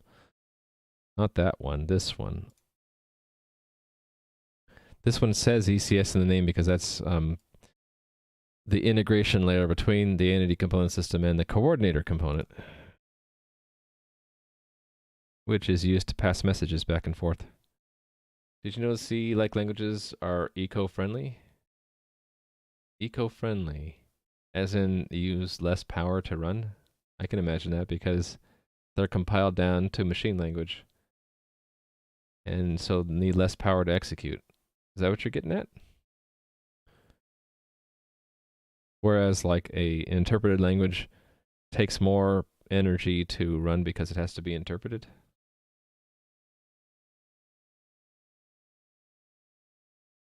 Okay, this is nice and clean now. I have my table of systems. I declare my systems. The only way I can make it even better is to have an evil macro for that, which I'm really tempted to do. Yeah, let's do it. Let's make an evil macro. Let's define the evil macro up here. Don't do this at home. So we'll say declare system name, and then to make it work as a macro, you have to do a extension like that, and then you use the name glue thing, which is you do name glue system. There, we have made an evil macro. So now I can just say declare system movement. And if I really want to be a purist, I'd remove that semicolon because it's not part of the macro. So I declare system movement rendering tileset. I like to joke that macros are evil because they somewhat obscure in the code editor what something is. IntelliSense gets confused with that. It says what it expands to, and then you have to go there, and then now it loses the context of the original expansion. So it's sort of obscuring the fact that I have a function called movement system. But I think having this abbreviated makes it, the readability improvement is worth it.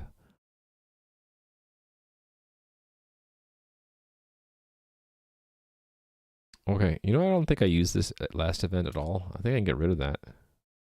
Oh no, I use it in the test environment, don't I? Oops. Click enter. Oh, I guess I don't. Well, then I don't need it then. Let's remove it. Oh yeah. I remove you. I remove you from here. Oh yeah. Last event. Let's remove that. We don't need it. Dead code. Kill the dead code. Yay. Dead code. You know you've killed dead code when all of your unit tests continue to pass even though you removed something. Some people might call that pruning. I call it killing dead code. Actually, I shouldn't. I should just call it removing dead code, because you cannot kill what is already dead. All right. Let's just run them all. Let's do it all. Okay. And now I think I want to attack the individual systems. So what can I do to clean this up?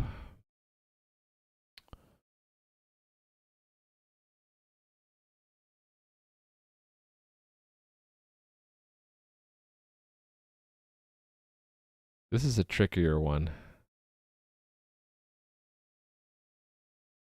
I mean, all of these conditions have to be checked, and all of these things have to be looked up. So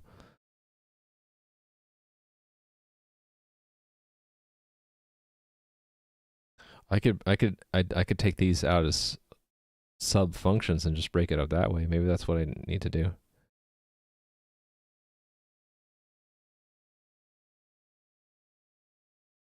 Yeah, I could give this a name, like give that a function name.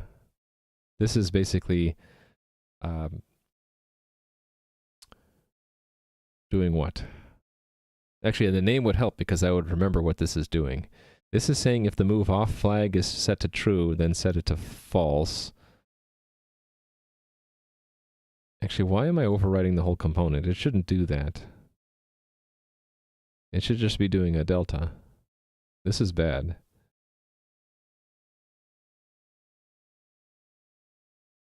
Should probably do a delta here. I need to use the restroom though. I'll be right back. I just need a minute or two to use the restroom. Be right back.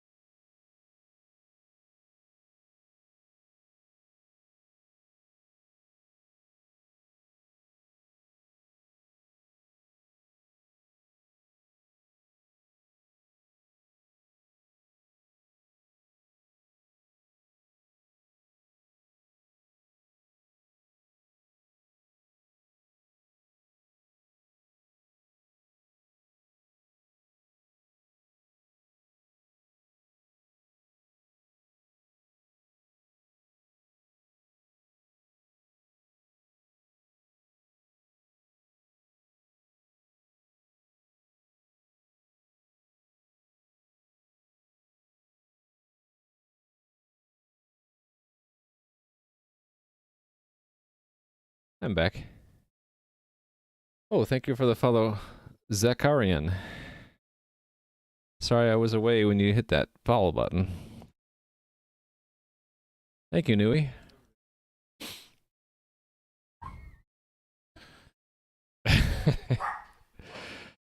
The dog is welcoming my son home, and she just has the most adorable bark sometimes.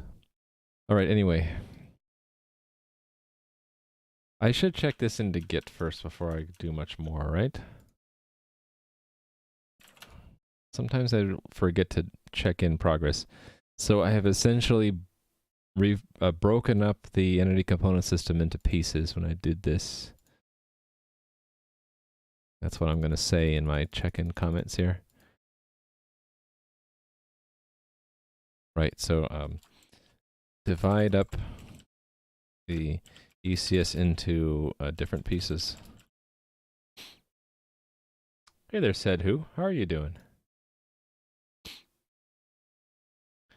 So Said Who will stream at times, and his stream is really interesting because he likes to play with GPU shaders.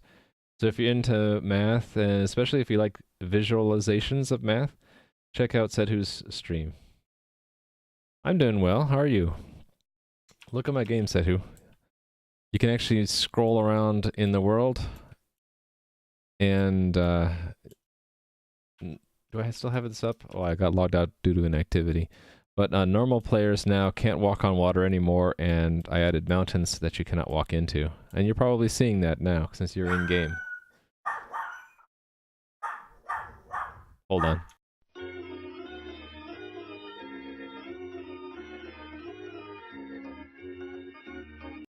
How could that person walk past our house and intrude upon our dog's space?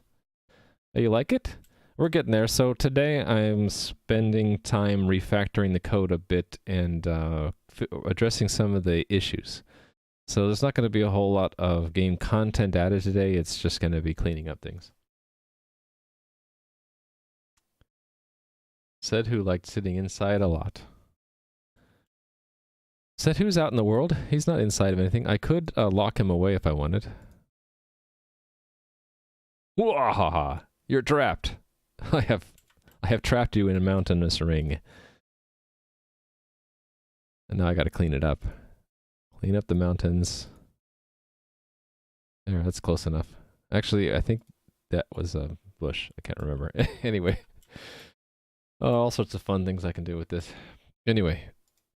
I'm working on refactoring right now. I want to kind of make I want to make small functions that describe what I'm doing in places. Yeah, this is completing a move. Basically, this will get set if you release a movement key, and that's supposed to stop that once the move is completed. Right? And then initiate the cooldown. Oh, yeah, this could be improved by doing a delta. Because I don't need to do that. We don't want to reset the... And move on. I probably do want to set that. I'll do that and make sure I update in the unit tests that match. Yeah, Realm of the Mad God, yeah. And mad! Mad! That game, Realm of the Mad God, is somewhat similar to what I might be doing. How come everyone's picking the Axeman, by the way? You just trying to look like me? You can go to the, if you haven't seen it yet, let me log in again. I stayed logged out too long. You can go to this profile panel and pick a different picture for yourself. If you want. You don't have to use the Axeman. There are now 13 different images you can choose from for your character. So you don't all have to be Axeman. Oh, is there a new player? There is. I'm just making sure there's no dirty word built into there. I don't think so. So we're good. Close lock. Crooked finger guy. I guess is already gone. Sorry I didn't see you in time, so I need to go here and unmask you there.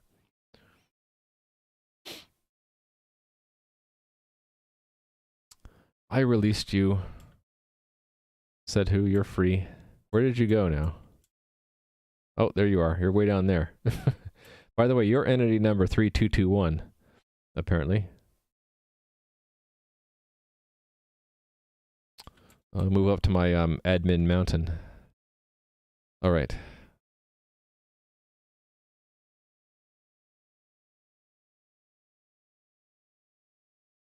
Hold on, I got a request for a picture. Can't it be an old picture?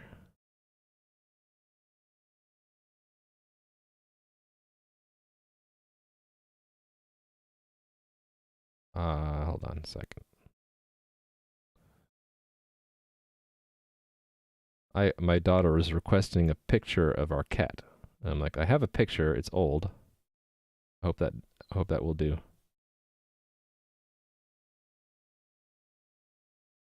There we go. Sending pictures of my cat is something that I will never turn down.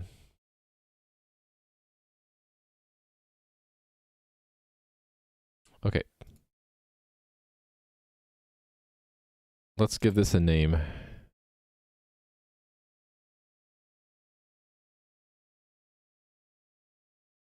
Okay.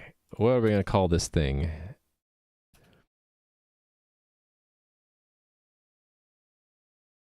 Acknowledge movement stop or on stop movement? On stop move? Sounds good to me. On stop move. So what pieces of information does this little function need? It needs a feedback delegate, which is probably buried inside of this class. Yes.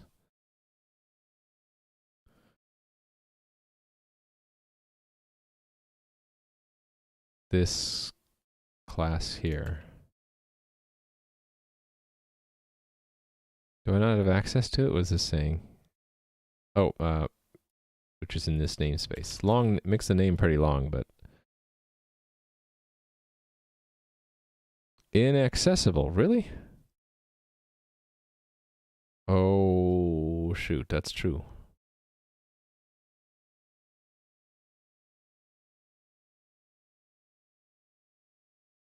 Well, I wonder if I can get away with repeating this somewhere else.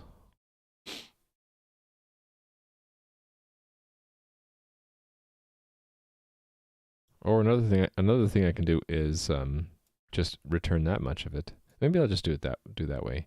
So this wouldn't be on stop move. This would be make make stop move feedback or stop move ECS action or just action for short. Then I don't need that if I'm returning this instead.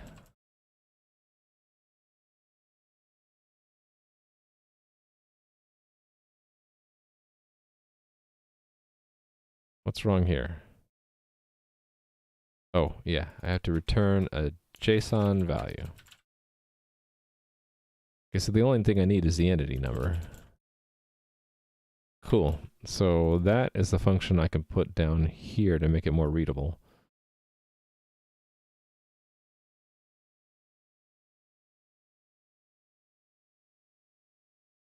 Cool, that's one little step.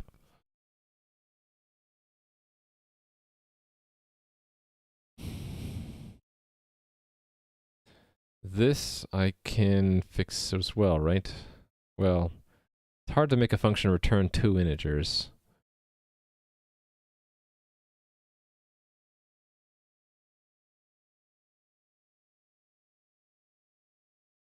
Well, maybe I'll just do this one next. Been meaning to run these again, by the way. Run them again. Hey there, Jalmega. Jalmega, I don't know if you're I don't know if Jalmega's a streamer, but Jalmega, I'll give you a shout out anyway. If you ever stream, That would be awesome. Jalmega's working on his own compiler for his own programming language. I don't know how many people will be into watching that, but it sounds really cool to me.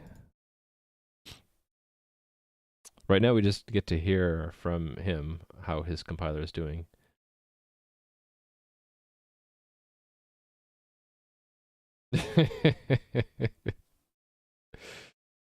Oh, the joys of having a 4-year-old, Mr. Balrog. Enjoy it while it lasts. They'll be off to college, and you'll be like, I miss those farts. Yeah, Spirus. So if I wanted to make a function that like turns move into delta x and delta y, it'd be a little clumsy in C++ because there's no built-in type that can hold two integers. I could use a standard library type pair, but pair is sort of a strange word for this. It'd be better if I had a class or a structure that represents an xy coordinate pair. I actually do have one, but I call it position. And this would be a delta, so it doesn't, nothing quite fits there, so I'm skipping that for now. Union, but I don't want, a union would collapse the two into the same memory. Yeah, I mean, yeah, a vector might, I could maybe use a vector, but then, yeah, anyway. Let's hit the easy ones first. So this is an easy one. This is a similar helper I can make, right? JSON value, make something with some entity. I'll fill in the ... in a second. So we're just returning some object. Modify component. So this is make start move action. So we're no longer moving, but we're cooling down. Oh, so I need to know the is that the previous cooldown? I think so. Previous cooldown time.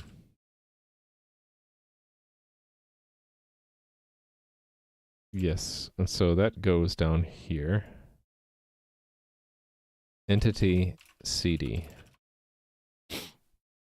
So bit by bit, I'm making this hopefully a little easier to read. I think I'm going to take the body of this loop, or maybe the entire loop, out.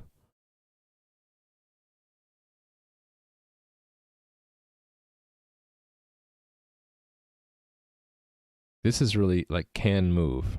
That's what it's calculating, right?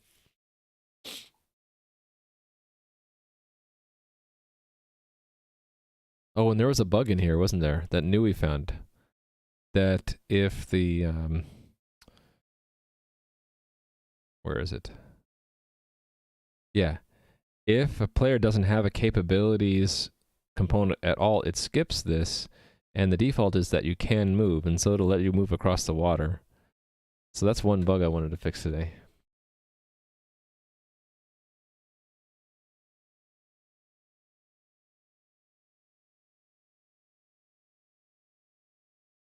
Are you talking about what Svera said? That's she's C# thing. I think. Oh, I think there might be a tuple in C++ now as well. So you might have been talking about C++. I thought you did, Nui. Maybe you weren't here, but your character ended up going out of range even though I had put the water barrier. And I believe at the time it was because you had two entities, and the one I was looking at didn't have a capabilities component, so it would skip over this if, and then the default is, yeah, you can move. Jamega knows more C++ than I do, so there is a tuple. The thing I have a problem with tuple is that the names X and Y get obscured. So I would have to like have some logic in here that says, well, X is obviously the first T0 and Y is T1. It doesn't feel right to me. You had a hole, yeah, I had a hole in the barrier for a while, but okay, so you didn't uncover the bug, but I realized that there was a bug by thinking about your predicament. So I'll still give you credit, even if you didn't think of it. So anyway, that is a bug.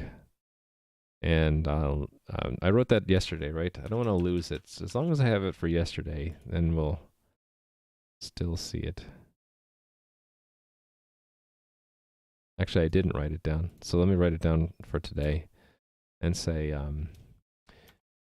I'm not going to fix, because I'm in the refactoring mode. I don't fix problems while I'm in refactoring. I just refactor. So I need to fix if a character has no capabilities, they're basically never blocked. That's a problem. I need it to be the inverse of that. But I don't want to fix it right now. I'm just refactoring. My tests were all passing. That's good.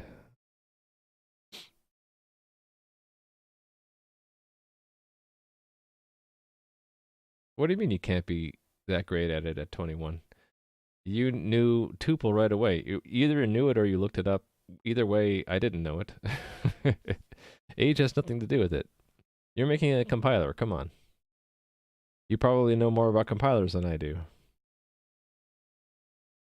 Notice how I put the word probably in there. I'm not saying for sure. I'm just saying that it feels likely. Let's see.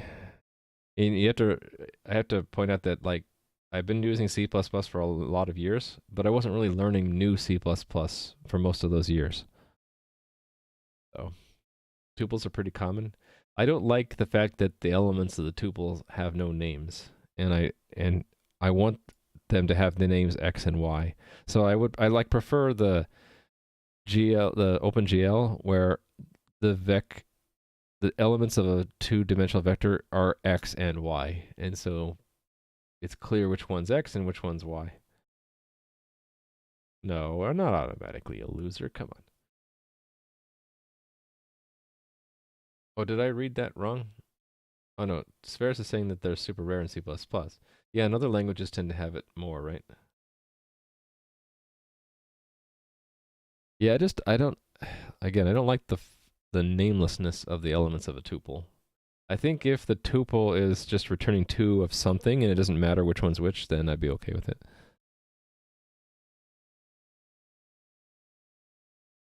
I think the loop needs to be included, because essentially this entire thing should be a function.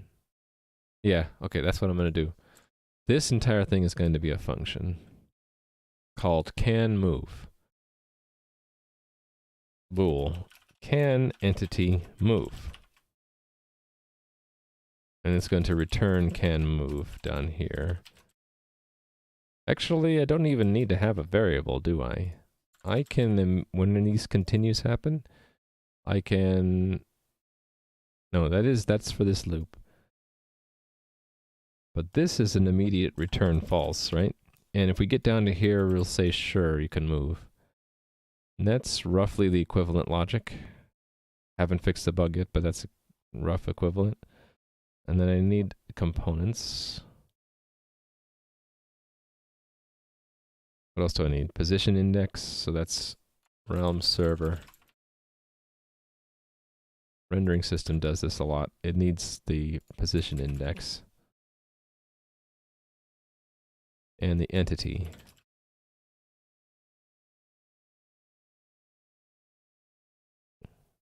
Oh, and it has the same problem with searching that the other one did. So I need to do this.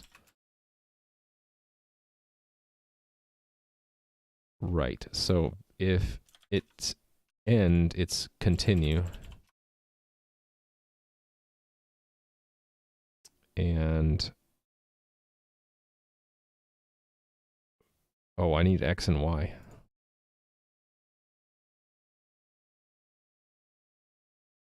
And then it's for all entities in the entry for that.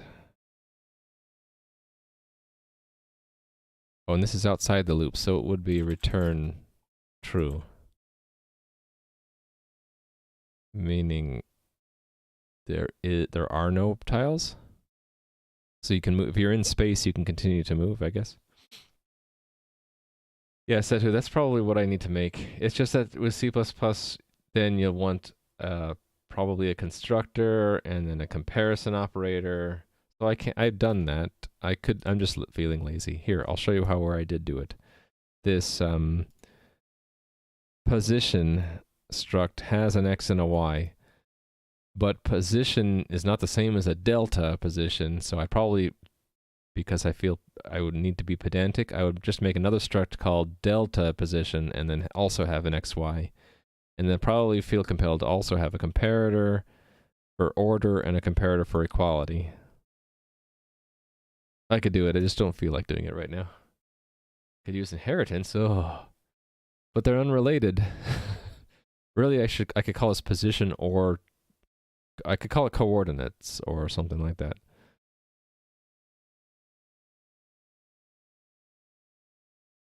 I'm thinking.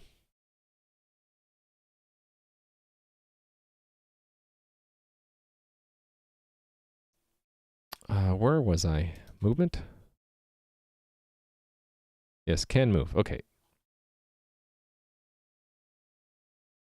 So let's just call can move down here. Clean this up. So ultimately, it's if we can't, we continue. So if can't move, continue. Can move needs components, position index, entity, and the X and the Y. And then that takes that place. And then let's make another maker. So this one does a move. So this one is make move action.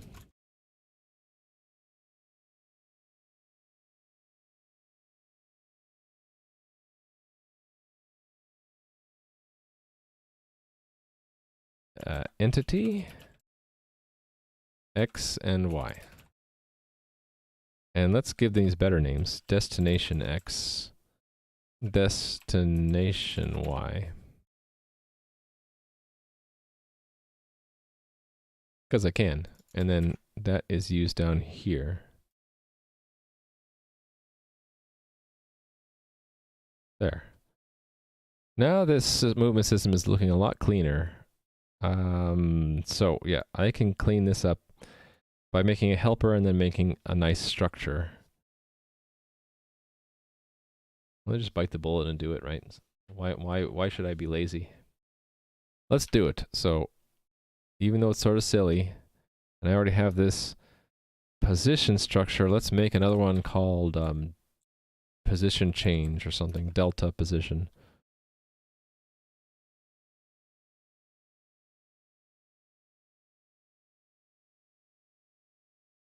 This is used, actually, let's just say this represents a change to the position of a game object. Who knows, in the future, even though these right now have only X and Y, maybe they'll have different fields in the future.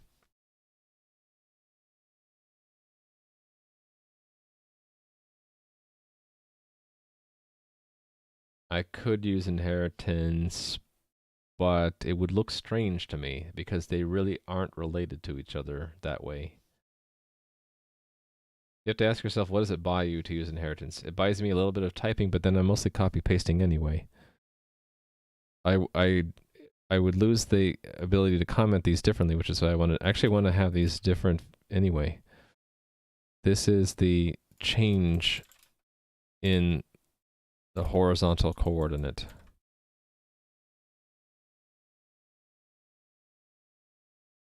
I'd rather give them different names. It looks slightly like a position, but it's not. It's a delta position.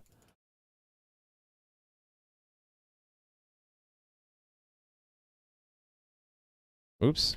Didn't mean to change it everywhere.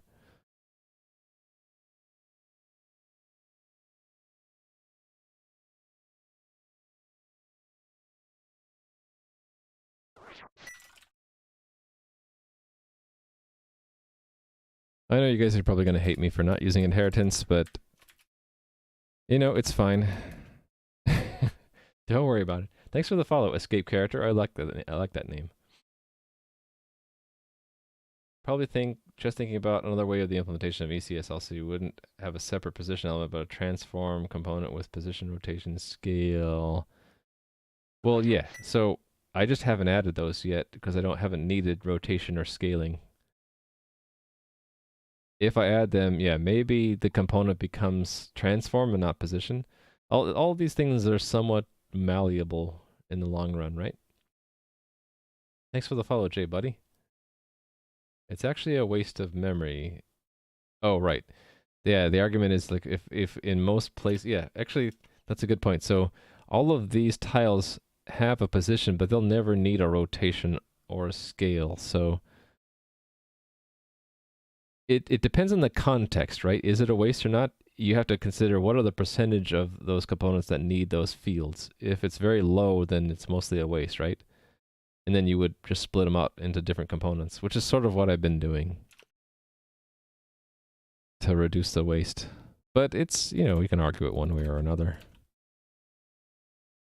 There's no absolute rules to this. You gotta remember that. Components. Yes, so position. All right, so I'm mostly just duplicating these.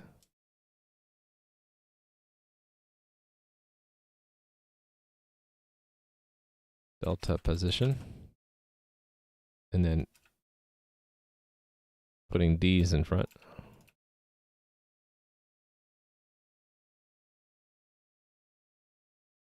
Okay, and then I can make this kind of what I wanted to. Const auto delta equals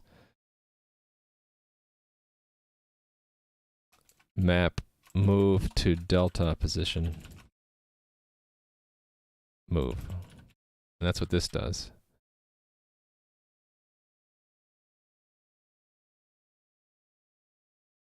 Realm server components delta position. Compute, I already forgot what I called it. The move was a character, right? So here I can do delta position D. Rely on that itself initializes and just say this is D dot, well, that's repetitive.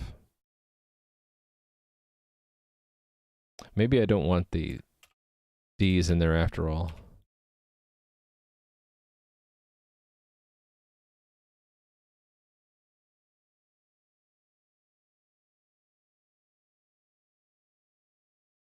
Oh, it didn't hit Alton, apparently.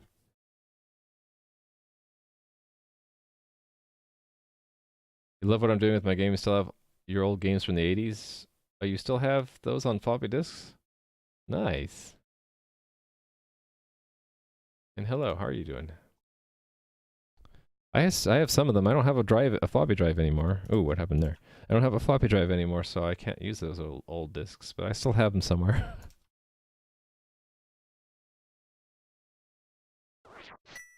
Oh, that's not an int, it's a char. Thanks for the follow, Pavel. What's going on here? Oh, it was a string. That makes sense. See, that's d.y return d. Oops. Okay, that's not the name that I used. What's the name that I used? Map move to delta position. Okay, fine. Okay, and then I can just do d.x, d.y. If I wanted to, I could even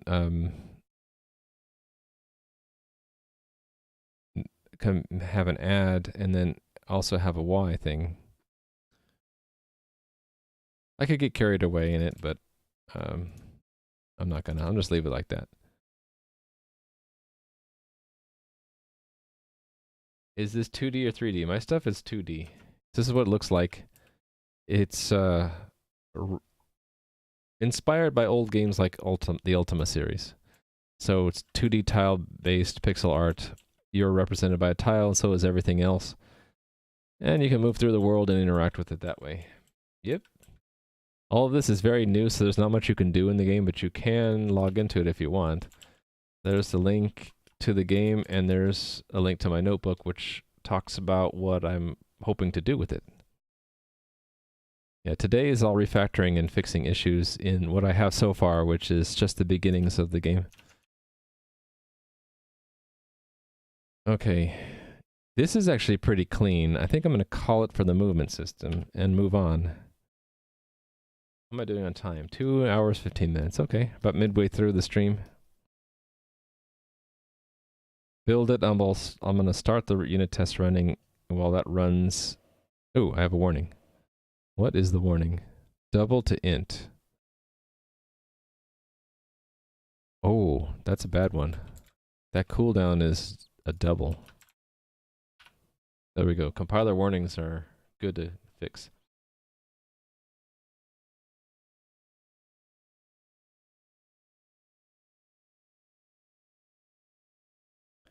$300 baud? The oldest modem I can remember is a 1200 baud. 300 baud is maybe even older than me, which is saying something.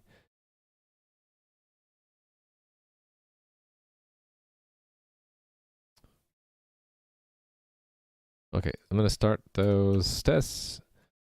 And while that's running, let's see if the tileset system needs to be cleaned up.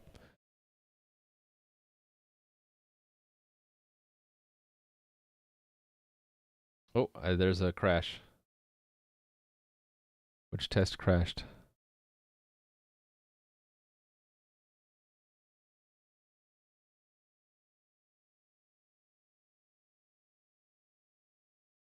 Why? Oh, I've seen this before. Stack buffer. Oh, I actually don't know how to reproduce this. But it's some kind of race in the test environment. Just run it again, it passes. I don't see how I could have a stack overflow.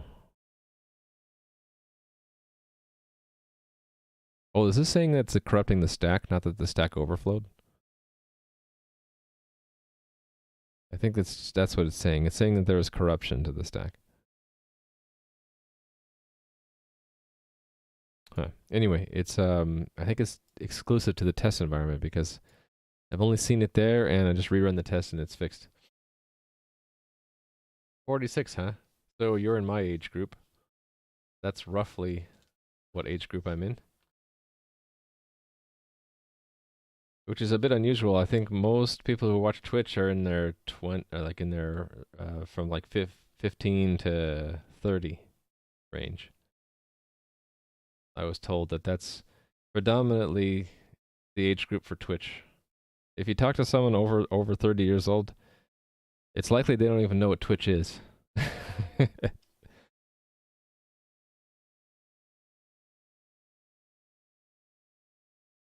I remember the old CGA graphics. The first computer I had was an Apple II, and it was monochrome at the time. Thanks for the follow, Revan. Oh, is this the latest shader you've been working on?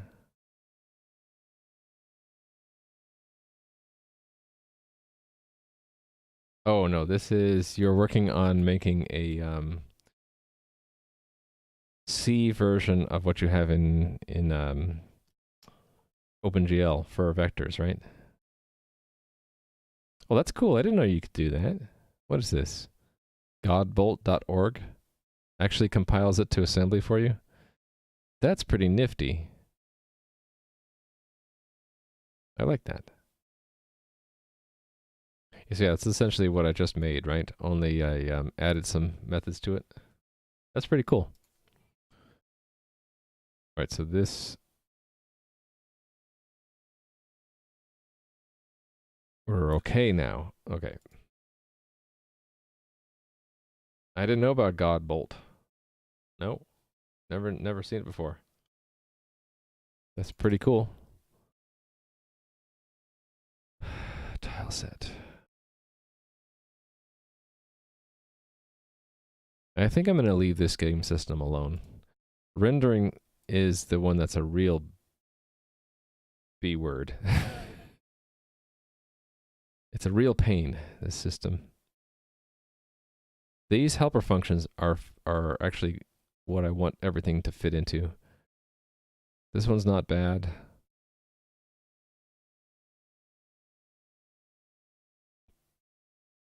That's all. Well, this could be improved a little bit.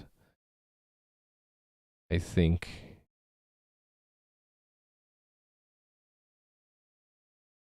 The problem is the only difference between these are that. But what you know what I could do is I could take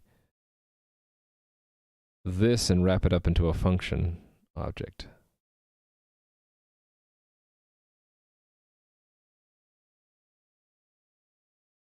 I could also pre-compute the bounds. Nothing, I don't see exactly how I would do this immediately, so I'm going to move on.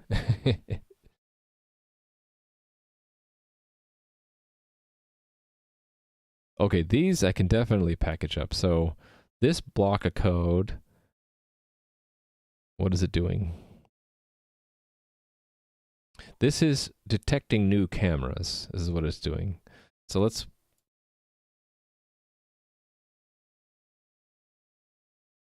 take this and make a function called detect new cameras.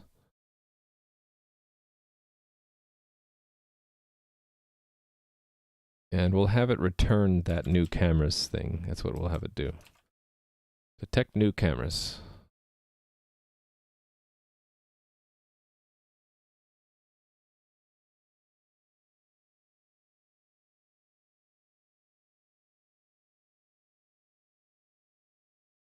All right, so that's what it's going to return.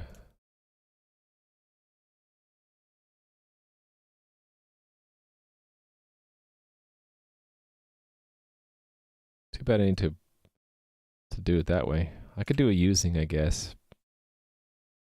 Actually, what happens if you're in an anonymous namespace like this and you do a using? Would that actually clean stuff up a lot? Let me try that. So what if I did this, using that? Would that clean things up a lot? And then for good measure, let me do using that as well. I can't do that because it's not a namespace. What this is, though. A class qualified name is not allowed. Okay, that sort of makes sense. So does that mean... No, it doesn't. It didn't quite work. Undefined.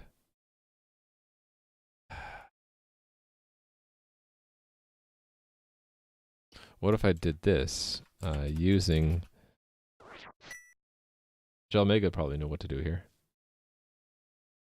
Thank you for the follow. Carthoris 1?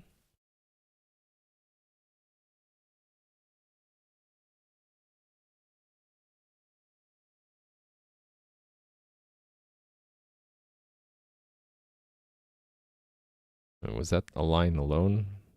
Oh, that line alone is okay. Let me see, does that allow me to remove this now? No.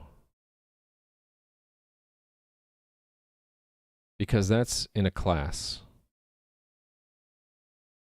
Yeah, too bad I can't do usings to clean that up. Oh well, we'll just live with the long names. We're living with long names.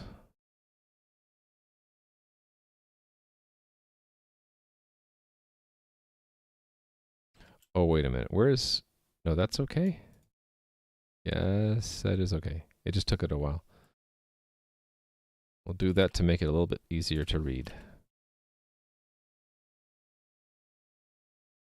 Same thing here. Ugh. And maybe this deserves to have its own type name. Yeah, let's make that have its own type name, shall we? Because I end up having using it down here anyway, right? Cameras. No, it's...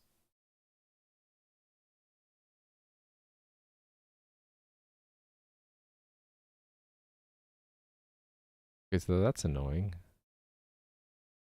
Oh no, there it is. Yeah, so I should just make that a type and then that'll make it cleaner. Cameras. Now it has a name. I'll comment it later.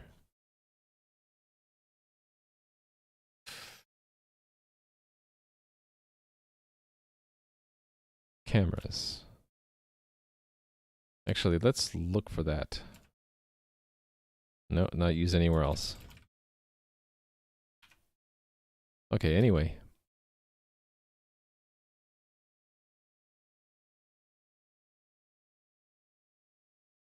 Rendering, yes. So that can just say that. And then I can just say that.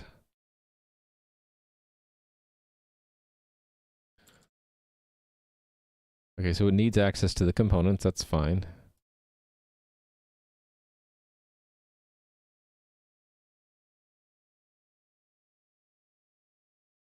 Namespace in front of all these.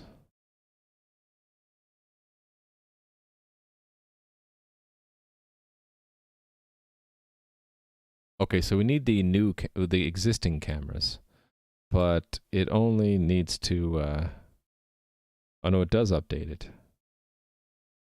It actually needs the new and the old. Hold on. Let me see where this was used again.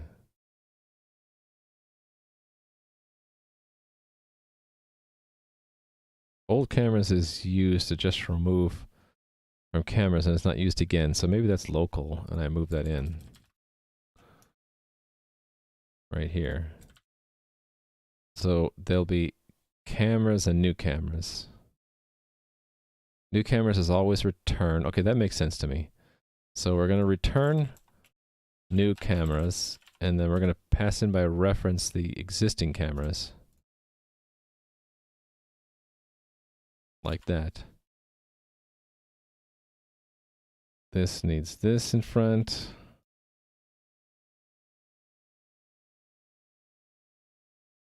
And then I need old cameras to be built in. Yeah, this line here. That I took out initially and I actually need it. Okay, so what is the type of this? It's by value. Okay, cool.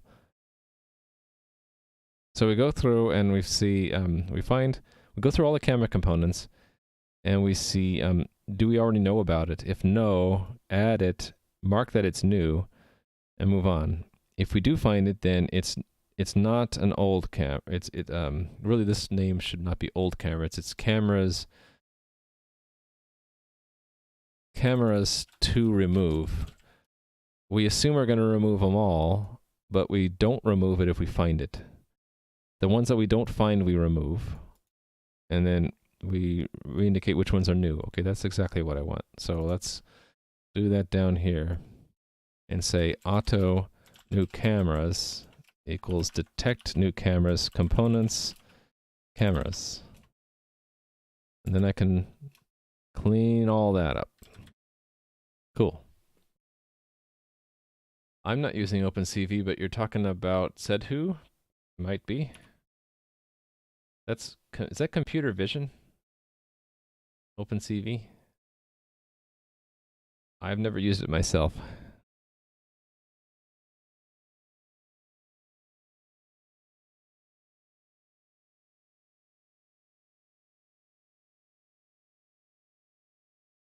Yeah, Open Computer Vision.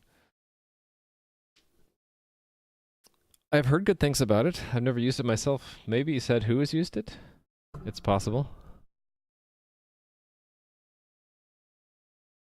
Gesture recognition, yeah. Sometimes I kind of wish I knew more about computer vision, but it's not really in my area of expertise. So the cameras we're talking about here isn't computer vision. It's the viewports into my game world, really. Thanks for the follow, JG Brian 1. Yeah, so when I say camera in my code here, I mean the view of the world. So as I move my representation in the world here, I'm moving the camera with me. And you can imagine that there might be other uses for a camera. Like if I were to cast a spell, Far Sight, and I say, I want to see 100 squares to the east, it would shift for a moment my viewport to show me that, even though my character doesn't move. Anyone in chat know Python? I know some Python. What do you want to know, said who?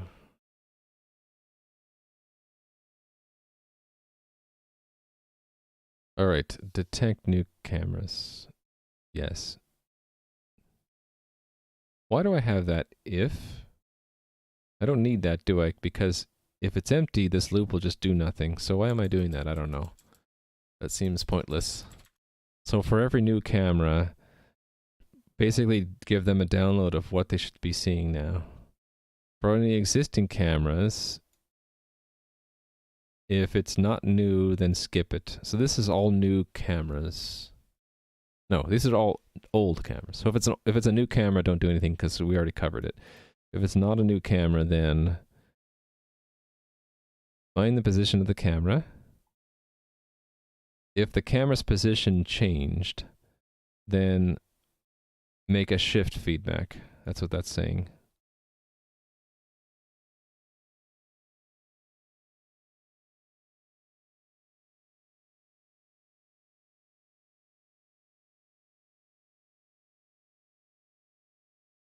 Oh, it was said who was asking about Python.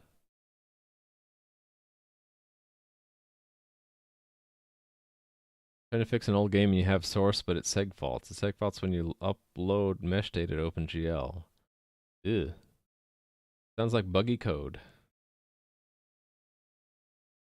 Constructor is just a function, so it shouldn't matter if it's inside or outside of the constructor unless the class is designed wrong.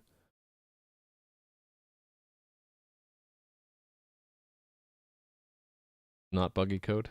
But it gets a seg fault, isn't it by definition buggy code? It does matter, huh? Okay. If you're sure. You know more about it than I do.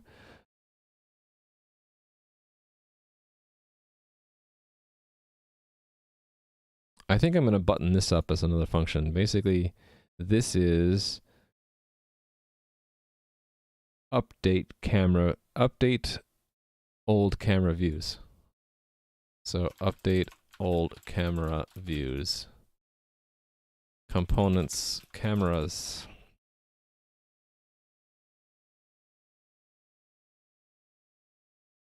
This much of it. Update old camera views. Update old camera views. And that was needing these two.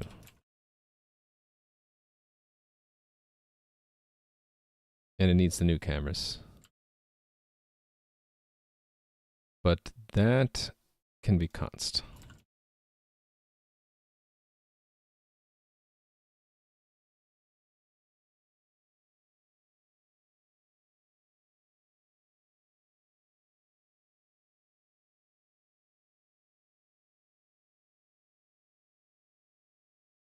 Need the position index, I need the feedback delegate. Okay. Position index. This one. And we need the feedback delegate.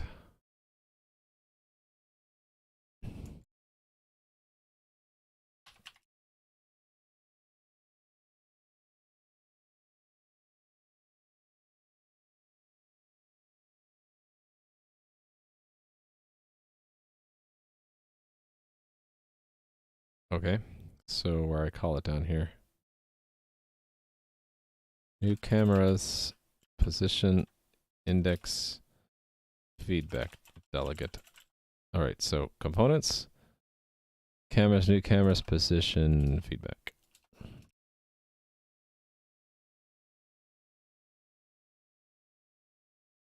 That goes there. All right, build it.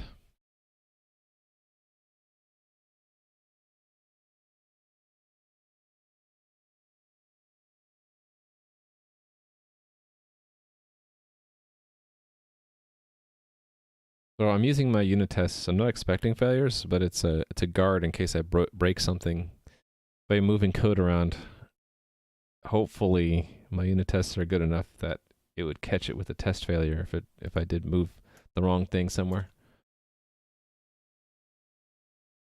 So said who, just to let you know, that's what we all say, even when it's not true.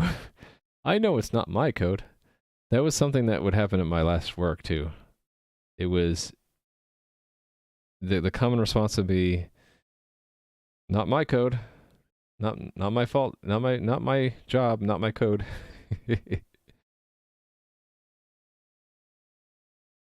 So I've learned to never say that, because it's embarrassing when I find out later that it was my code all along. So usually what I do is I prefix it and I'll say, I think it's not my code, or it's probably not my code. That way, if it ends up being my code, I'm not so embarrassed. I can say, well, I didn't say for sure. I said probably, or I think, Yeah, that's the other thing. Yeah, that people would say, works for me. That was even a category of resolution for an issue in the issue tracking systems we would use. So you would open a trouble ticket and someone would close it saying, works for me. Can't tell you how frustrating that is as a user, that a developer would say, I'm going to not consider your input at all because it just works for me. It's sort of like saying, I'm too lazy to figure out why you have a problem. I don't have a problem myself, so works for me. Close the ticket. I hated that. The debugger stops as if there was a crash. That would be a problem, right? Because the GPU doesn't stop. The GPU will end up saying, well, he didn't give me any batch to draw, so I'll just move on. Right? Yeah, exactly. I thought that's what Satu was going to do. He said, you're going to share the code, right? I'm sure someone would be more than happy to help if they can. All right, so let's see if this is more readable. It is more readable. Detect new cameras, make initial feedback, update old camera views. Okay, so this can be its own function. This is provide tile sets to new cameras. How do you feel about developing games with Python? Do you only use it for minimal changes, or do you feel that it run well enough? I only use Python for automation tools myself. I know you can make games out of Python. You can make a lot of web stuff like websites out of Python, but to me, Python's always felt more like it's useful for automation. But that's just me. Everyone has got a different experience. I tried to get my son to do Pygame to make games in Python, and he used it for a while. So I say it's fine. You're limited to your Python interpreter has to live somewhere. So your game is going to be confined to wherever Python can run. So it's not like the best, because let's say you couldn't get Python to run on some embedded platform. Well, then your game won't run there, right? So it's fine if you're okay with the dependency on the Python environment, I'd say. Like, for example, my game front end runs in JavaScript, and I'm okay with that because I intend it to only run in the web browser, and I know the web browser will have JavaScript. But if I ever wanted to run this outside the browser and it didn't have something like Electron, I would be kind of screwed, because it's like, well, it depends on there being a JavaScript framework for it to run on. The backend is a different story. That's running to the middle. As long as I can compile and link it and run it, I can run it anywhere. Backend server for your game uses about 10% Python. Yeah, so that's another use of Python. You can embed Python yourself into your own programs, and that's fine. Then you take on the burden of hosting Python. I've done that before. It's not trivial, but it's perfectly valid. 90% Java. Ugh. Sorry, did I say ugh? I have bad experiences of Java working on Android apps. So what am I going to call this one? This is provide tile sets to new cameras.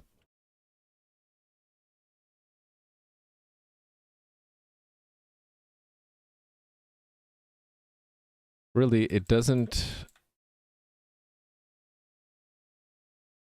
It's not that it's new, it's just it's cameras, right? So we have some cameras. And I don't believe that needs to be modified. And that's just cameras. It needs the components. Readily supply the components. And it needs the feedback delegate.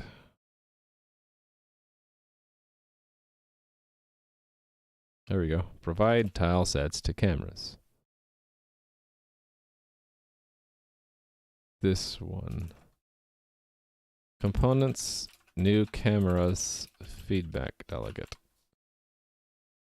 All right, and then I make a broadcast helper. Actually, this I'm just going to pull out. This is going to be broadcast feedback.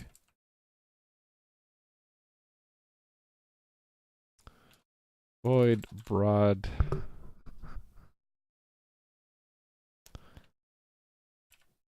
feedback.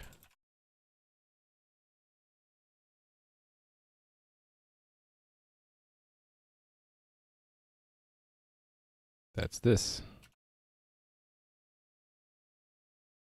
But it also needs the cameras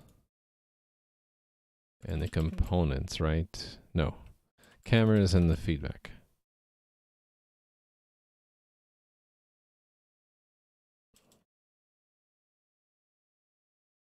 There we go. Broadcast feedback.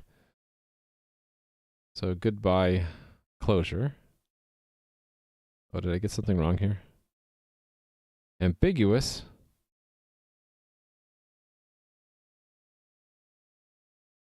Doesn't look ambiguous to me.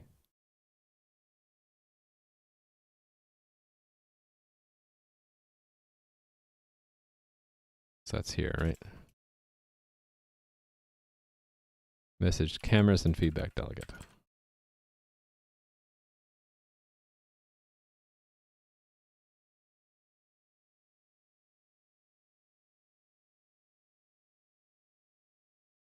What did I screw up here that it says it's ambiguous?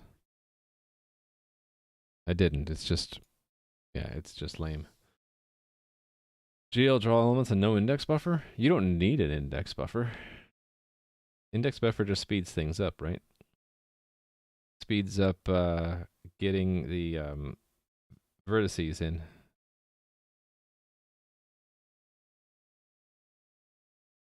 Oh, but it wouldn't be called draw elements, right? I think, yeah, draw elements implies you have an index buffer. If it's not an index buffer, it's like GL draw something else, like draw, I forget the word, but the name changes from elements to something else.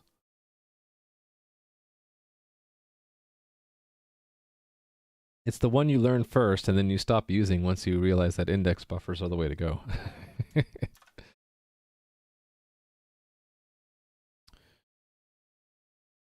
Okay. This loop probably could go all in one place.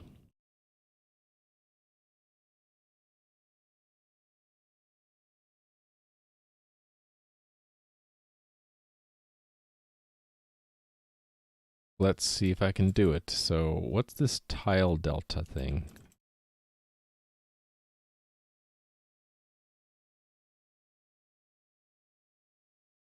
I don't think I need it.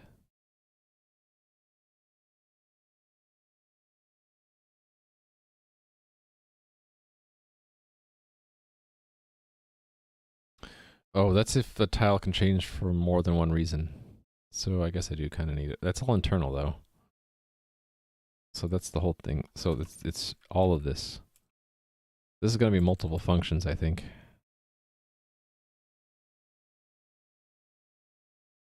Is that right? Wait a minute. There's no reason for that to be declared out there. Where ultimately does it go? Right here, right? With that? That's cleaner. Okay, and then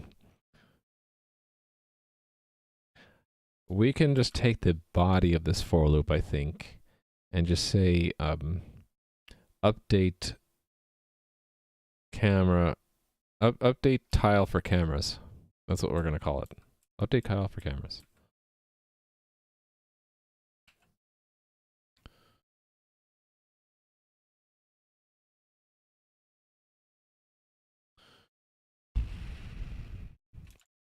Update tile for cameras.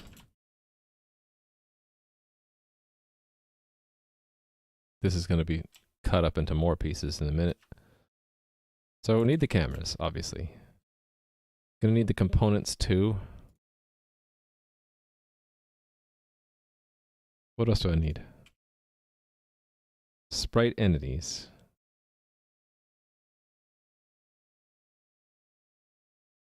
Oh, that's to know whether or not we've seen it before, or it's we don't see it anymore. So that I need. That's a variable we haven't looked at in a while. That is it here or here? Here. There it is. So it's just a set. Actually, it's just that. So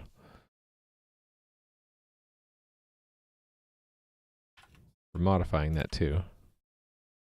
Feedback delegate.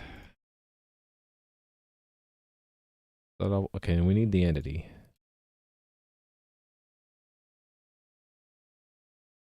Okay, and then continues turn into returns, early returns.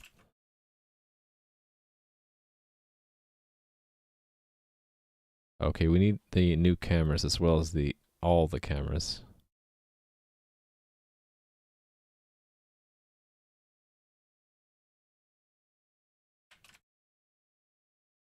A lot of arguments.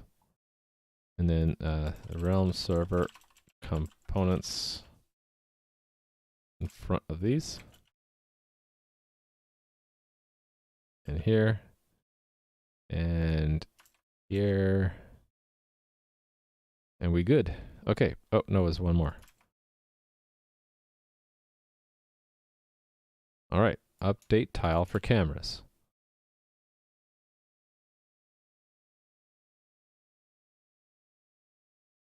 Entity, components, cameras, new cameras, sprite entities, feedback delegate.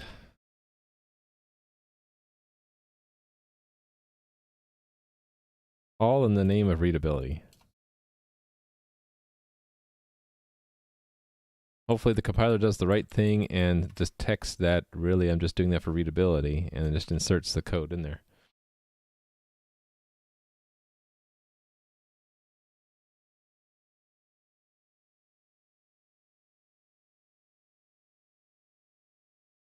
VAO is a vertex array object, right? And my memory serves, the vertex array object maps the buffer to the inputs to a shader. It's been a while though. Okay, hopefully this still builds. And now the system is nice and readable. I might take this out though. No, I'll just leave it where it is.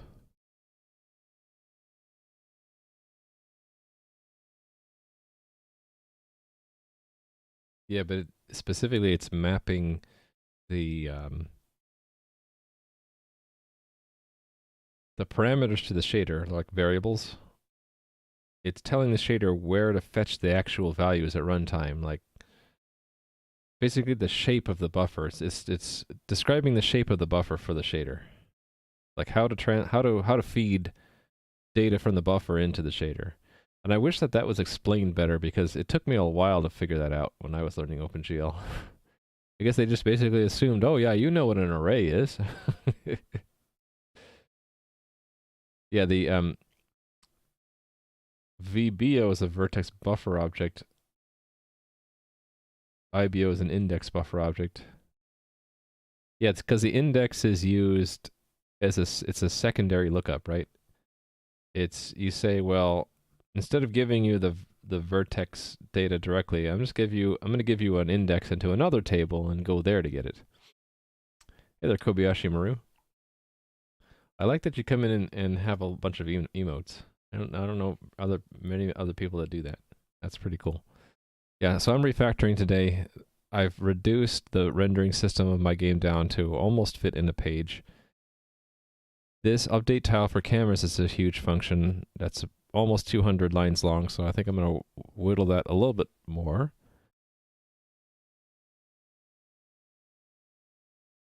Okay, this logic is if the tile is gone,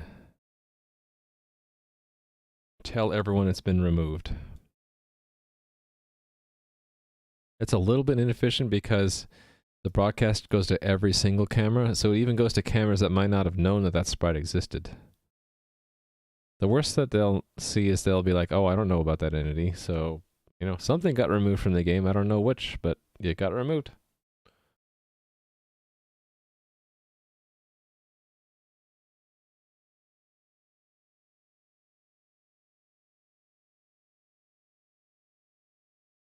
Actually, it'll never get to there, right?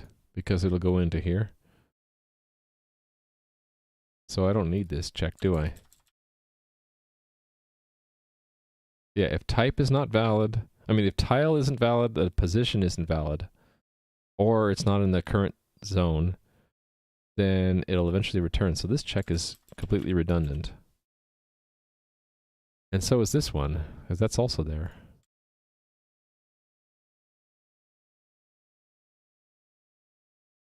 So this says, if the tile is gone, remove it.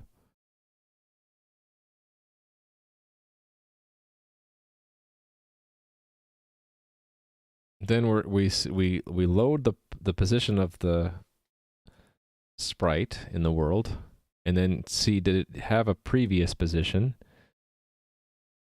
And then this says, add that sprite to our set, and if it's newly added, if it wasn't there before, then we're going to tell all the cameras about it to add it. So this could actually be a sub function now.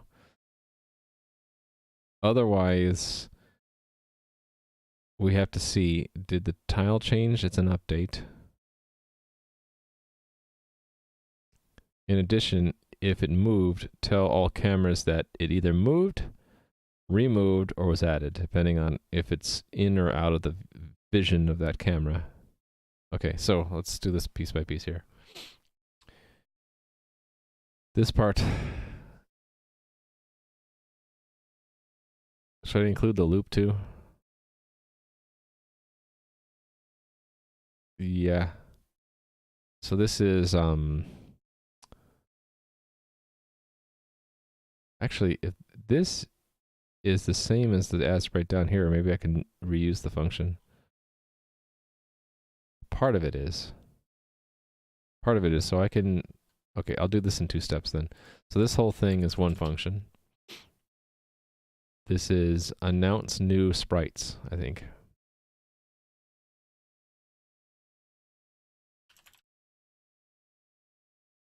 So what does it need? It needs cameras. It needs the entity. And it's announce new sprite. It's just one of them. We need the cameras.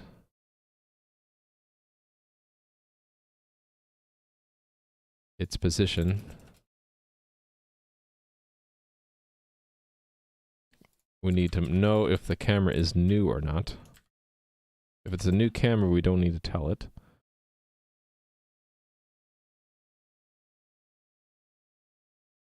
Need to know the tile.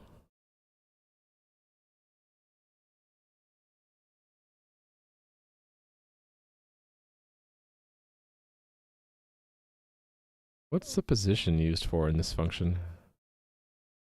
Hold on. That's the depth. Okay, depth. And the feedback delegate. That's a lot of arguments.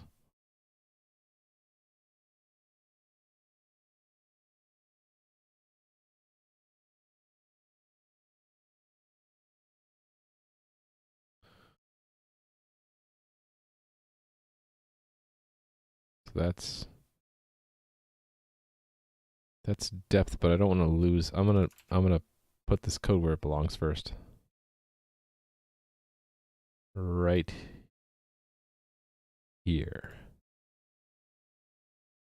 Entity, XY tile.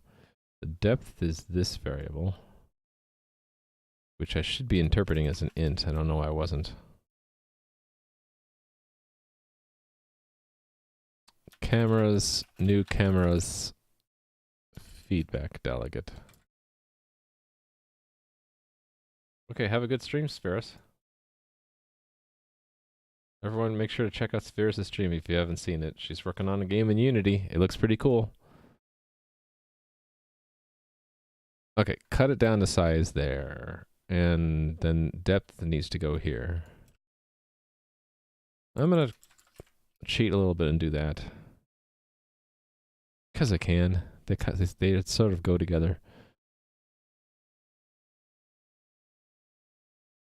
You know what I can do? I can just run the rendering system test again. Ooh, and I broke something. The tile got wiped out. Oops.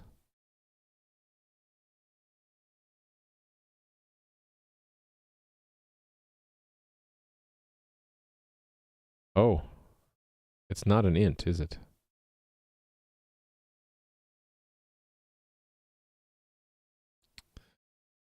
Okay, yeah. So good thing I ran my tests. It is a JSON object.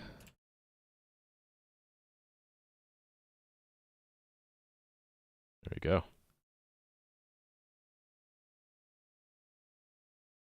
Yay. All right. Announce a new sprite. Otherwise, can I just put this whole thing in another level function? I probably should, right? This is like announce sprite update. Announce updated sprite. That's what I'm going to call it. Announce updated sprite. Hold on a second. I got to take this call.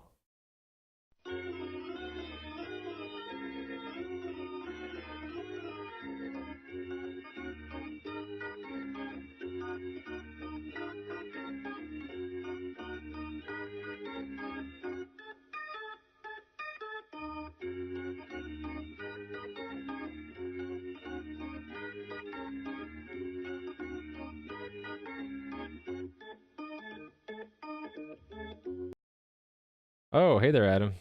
I just got a call from my son saying that the people, the dad who's supposed to pick up their carpool never showed up. So, bad timing, everyone. I have to go to pick up my son and his friends from school. As stuff happens, that's life. Hey, before I go, really quick, let me show you what I have. I've just been working on, you can go hit host Kitboga then. Before you go, though, check out my game, and this is what I've been working on. And today I've just been refactoring, so I'll probably come back and stream again in about half an hour. If you want to go host Kitboga instead, that's fine with me, but I have to go. I'll come back in about half an hour for part 2 of my stream. Sound good? In fact, you know what I'll do is I will raid Kitboga myself, and then I'll come back in about half an hour. So that's what I'm gonna do.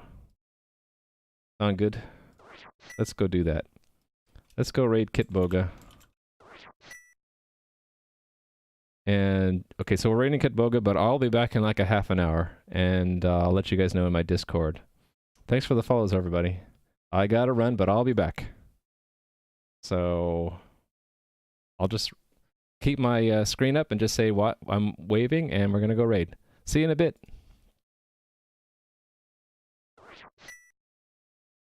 Thanks for the follows.